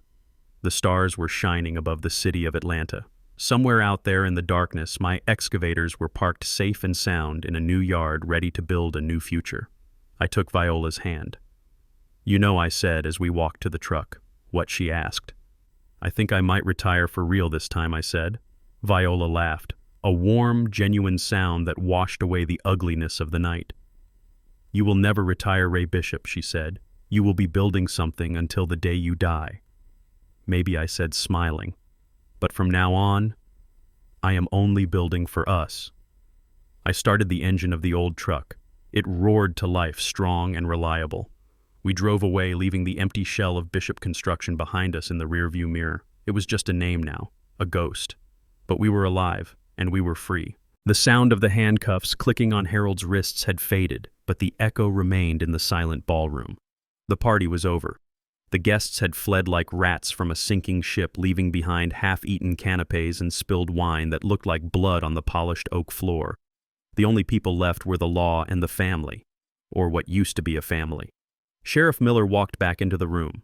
He was a big man with a face carved out of granite and eyes that had seen too much trouble in this county to be surprised by anything. He adjusted his belt and looked at Marcus, who was standing alone in the middle of the dance floor. Marcus looked like a ghost in his tuxedo. His tie was undone, hanging around his neck like a noose he had forgotten to tighten. His face was pale and slick with sweat. He was shivering even though the room was warm. "It is time to go," Marcus the sheriff said, his voice flat and professional. Marcus blinked slowly as if he were waking up from a nightmare. He looked around the empty room. He looked at the crystal chandelier that I had installed 30 years ago. He looked at the grand staircase where he had taken his prom photos. He looked at the walls that had sheltered him his entire life. "Go where?" Marcus whispered, his voice cracking. "This is my home." "Not anymore," the sheriff said, stepping closer. "As of 8 o'clock this morning, this property belongs to the Jeremiah Bishop Charitable Trust. You are not a trustee, you are not an employee, and you are certainly not a resident." The sheriff pointed to the open double doors where the night air was drifting in cool and indifferent. "You are trespassing on private property, Marcus. I have orders to clear the building. That includes you." Marcus looked at me. He looked at his father. For years he had looked at me with contempt. He had looked at me as an obstacle, as an old man who was in the way of his inheritance. But now, stripped of his wife, stripped of his money, and stripped of his arrogance, he looked at me with the desperate eyes of a frightened child. He took a step toward me, then another. He started to run. He crossed the distance between us and fell to his knees. He hit the floor hard. The sound of his knees hitting the wood made me flinch, but I did not move away. He grabbed my hand. His palms were clammy. He buried his face in my jacket, the expensive wool soaking up his tears. "Dad, please," he sobbed. "You cannot do this. You cannot kick me out. I have nowhere to go. Courtney is gone. Harold is going to jail. I have no money. I have no car." I looked down at the top of his head. I remembered when he was 5 years old and he had fallen off his bike in the driveway. He had run to me then, too, crying about a scraped knee. I had picked him up. I had wiped his tears. I had told him that everything would be all right because Daddy was there. But he was not 5 years old anymore. He was 35. And the wounds he had were self-inflicted. I did not pull my hand away, but I did not comfort him. I let him cry. I let him feel the cold reality of the floor beneath his knees. "Marcus," I said, my voice quiet but steady, "look at me." He lifted his head. His eyes were red and swollen. His nose was running. He looked pathetic. He looked broken. "I am sorry, Dad." He wept. "I am so sorry. I did not mean for it to go this far. I just wanted to be successful. I wanted you to be proud of me." Harold said he could help me build something. He said we could make the Bishop name famous. "Famous," I repeated. "You wanted to be famous, so you sold your soul to a con man. You lied to your mother. You forged documents. You planned to put us in a nursing home and bulldoze the house we built with our own hands. I did it for us." Marcus pleaded, tightening his grip on my hand. I thought if I had the money I could take care of you better. I swear, Dad, I was going to pay you back. Once the resort was built, I was going to give you everything. I looked at Viola. She was standing a few feet away. Her face was unreadable. She was watching her son beg. Every mother wants to save her child. I knew every instinct in her body was screaming at her to rush forward, to pull him up, to hold him close. But she did not move. She stood her ground. She remembered the way Courtney had snapped at her. She remembered the way Marcus had stood by and watched while she was treated like a servant in her own kitchen. I pulled my hand away from Marcus's grip. He reached for me again, but I took a step back. You were not going to give us everything, Marcus, I said.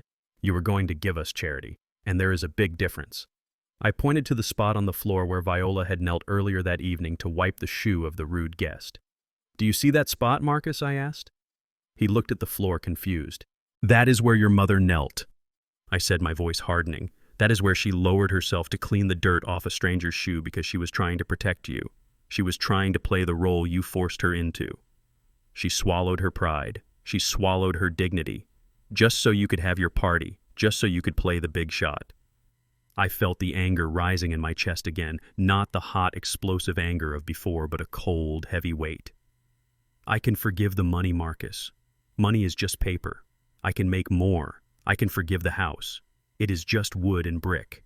If you had burned it down by accident, I would have rebuilt it. I leaned down, getting close to his face. But I will never forgive you for what you did to her. Marcus flinched as if I had struck him.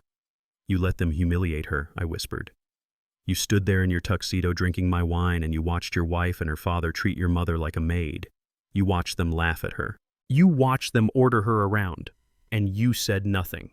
I stood up straight, towering over him. You are not a man, Marcus. A man protects his family. A man protects the woman who gave him life. You traded her dignity for a swimming pool. You traded her respect for a loan approval. Dad, please, Marcus wailed, reaching for my leg again. I was scared. I was weak. Yes, I said, you were weak, and you are still weak. Look at you, kneeling on the floor, begging your father to fix your mess. You want me to wave a magic wand. You want me to write a check. You want me to make the bad men go away. I shook my head slowly. I cannot fix this for you, son. If I fix this, you will never learn. You will spend the rest of your life looking for the next herald to tell you what to do. You will spend the rest of your life being a victim. Sheriff Miller stepped forward. He put a hand on Marcus's shoulder. Come on, son, the sheriff said, not unkindly. Do not make me drag you out. Marcus shook the sheriff off. He looked at Viola. Mom, he cried. Mom, help me. Talk to him. Viola took a deep breath. She walked over to him. She looked down at her son. Her eyes were filled with tears, but her jaw was set. Stand up, Marcus, she said softly. He looked at her, hope flickering in his eyes. Mom, he whispered. Stand up, she repeated, her voice stronger. Do not kneel to anyone, not even your father. Marcus slowly climbed to his feet. He wiped his face with his sleeve. He stood there, shoulders slumped, defeated. I love you, Marcus, Viola said. I will always love you. You are my son. Then let me stay, he begged. Please, Mom, just for a few nights, until I figure things out. Viola shook her head. If I let you stay, you will never figure things out, she said. You will hide here. You will wait for the storm to pass. And you will never grow up. She reached out and touched his cheek. Your father is right, she said. You let them break us, and you helped them holding the hammer. I can forgive you, Marcus, but I cannot live with you. Not now. Not until you learn what it means to be a bishop. She stepped back, standing next to me. We were a united front, a wall he could not breach. I looked at my son one last time. The IRS bill is in your pocket, I said. The lawsuit from the bank is coming on Monday. You have a lot of work to do. But where do I go? Marcus asked, his voice barely a whisper. I walked over to the door and held it open. Go out there, I said, pointing to the darkness. Go into the world. Get a job. A real job. Use your hands. Sweat. Bleed. Learn what $1 actually costs. I looked him in the eye. Stand up and walk out that door, Marcus. Walk out there and live like a man for the first time in your life. Stop being a son. Stop being a husband. Just be a man. Marcus stared at me for a long moment. He saw that there was no mercy coming. He saw that the bank of Daddy was closed forever. He took a deep breath. He straightened his jacket. He tried to fix his tie, but his hands were shaking too much, so he ripped it off and threw it on the floor. He nodded once, a jerky, painful nod. "Goodbye, Dad," he said. "Goodbye, Mom." He turned and walked toward the door. He passed the sheriff. He walked out onto the porch. He walked down the steps past the spot where the excavator had cracked the earth. I watched him go. He walked down the long driveway, his tuxedo shoes crunching on the gravel. He did not look back. He walked past the gate and turned onto the main road, disappearing into the night. Sheriff Miller walked over to the door. "I will have a deputy patrol the perimeter for the next few nights, Ray," he said, "just in case he comes back." "He won't come back," I said quietly. "Not tonight. He has too much pride left. When that runs out, maybe, but not tonight." The sheriff nodded. He tipped his hat to Viola. "Good night, folks. I am sorry it had to end this way. It didn't end." "Sheriff," I said, looking at the empty driveway. "It just started." The sheriff left, closing the door behind him. The click of the latch was the loudest sound in the world. We were alone. The house was empty. The furniture was gone. The family was gone. I looked at Viola. She was crying now, silent tears streaming down her face. "We lost him, Ray," she whispered. "We lost our boy." I wrapped my arms around her.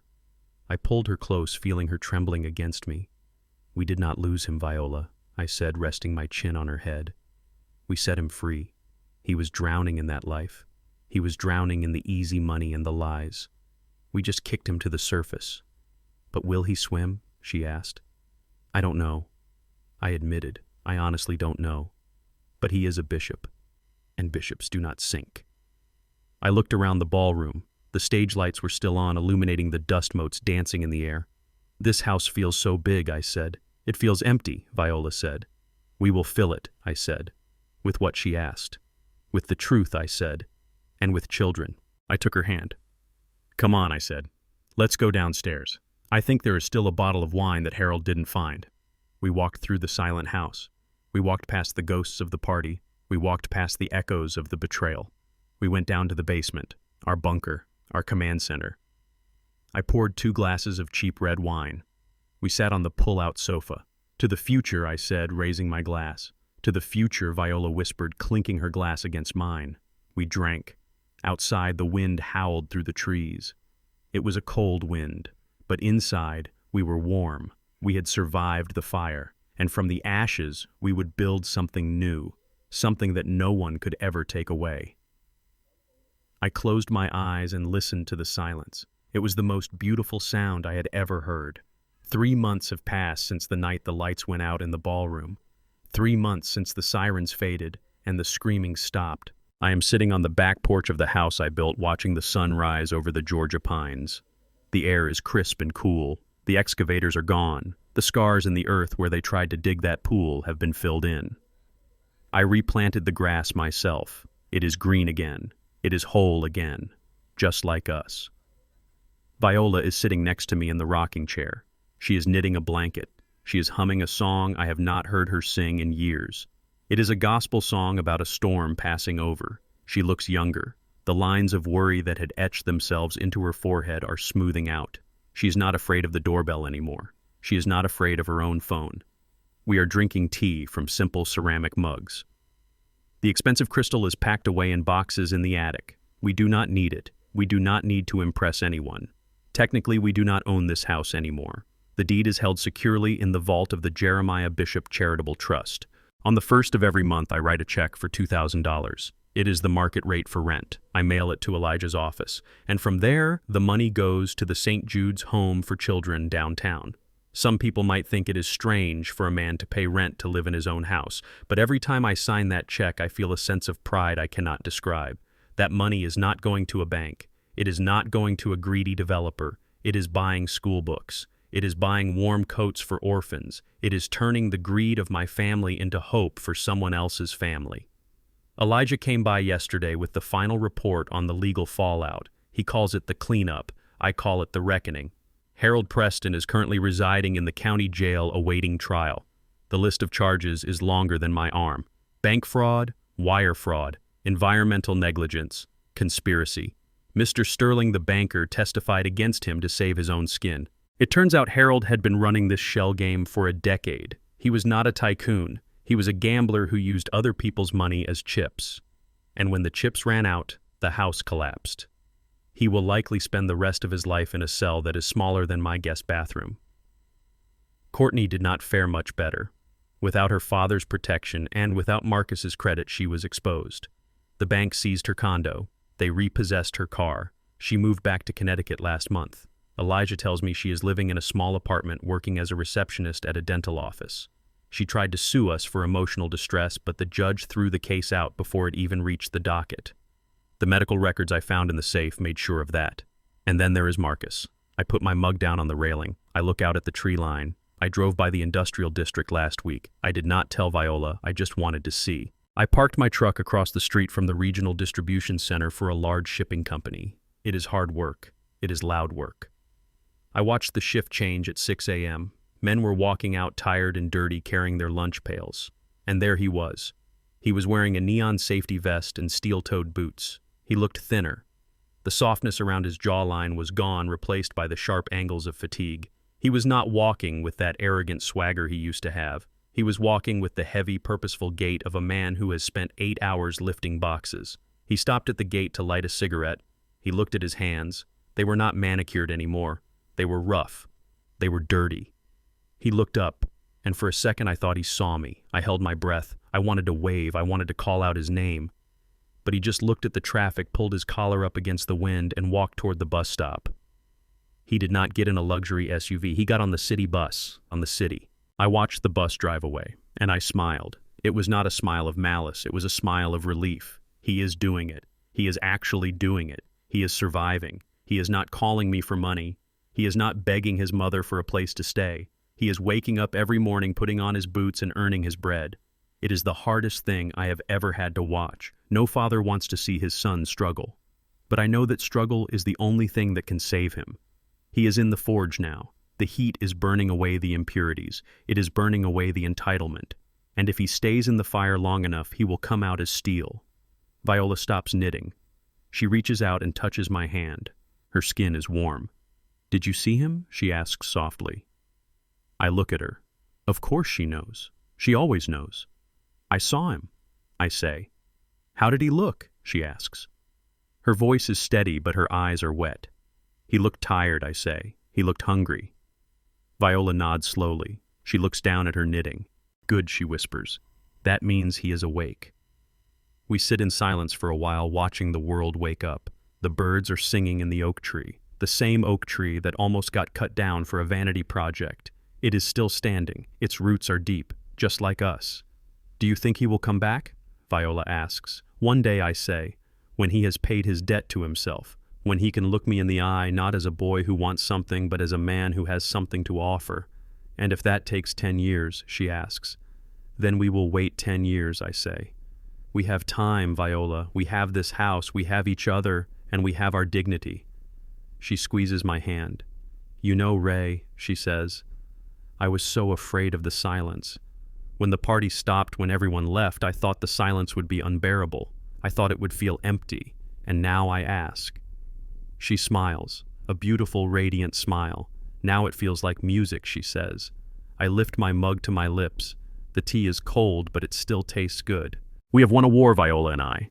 But we did not win it with violence. We won it with truth. We won it by drawing a line in the sand and refusing to cross it. We lost a lot of things in the process. We lost friends. We lost illusions. We lost the version of our family we thought we had. But what we found in the ashes is real. It is solid. It is built on bedrock. I look at the garden. Viola has planted new hydrangeas near the porch. They are blooming blue and purple. Life goes on. The seasons change. The land heals. I am Ray Bishop. I am 72 years old. I have built skyscrapers. I have built bridges. But the most important thing I ever built was this boundary. This wall of self-respect that saved my wife and saved my soul. I finish my tea. I stand up and stretch. "Come on, Viola," I say. "Let's go inside. I think it is time to make breakfast." She stands up and takes my arm. Scrambled eggs, she asks, smiling. Scrambled eggs, I agree. And this time, we eat at the table. We walk into the house. The door closes behind us with a solid, reassuring click. The sun is fully up now, shining bright and clear on the Bishop estate. It is a new day, and for the first time in a long time, the foundation is holding strong. A man's silence should never be mistaken for weakness. Throughout my life, I built bridges and skyscrapers, but the hardest foundation I ever had to lay was the boundary between love and self-respect.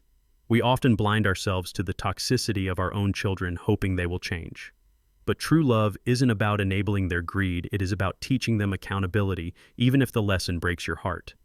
In the end, dignity isn't something given to you by your family. It is something you must be willing to fight for, even against them. Thank you for listening to my story. It was not an easy journey, but it was a necessary one. I hope it gives you the strength to stand up for yourself in your own life. If you enjoyed this story, please hit the like button and subscribe to the channel. It really helps us bring more stories like this to you. And tell me in the comments, have you ever had to make a tough decision to save your family? I read every single comment and I would love to hear from you. Until next time, stay strong and remember that your dignity is priceless. See you in the next video.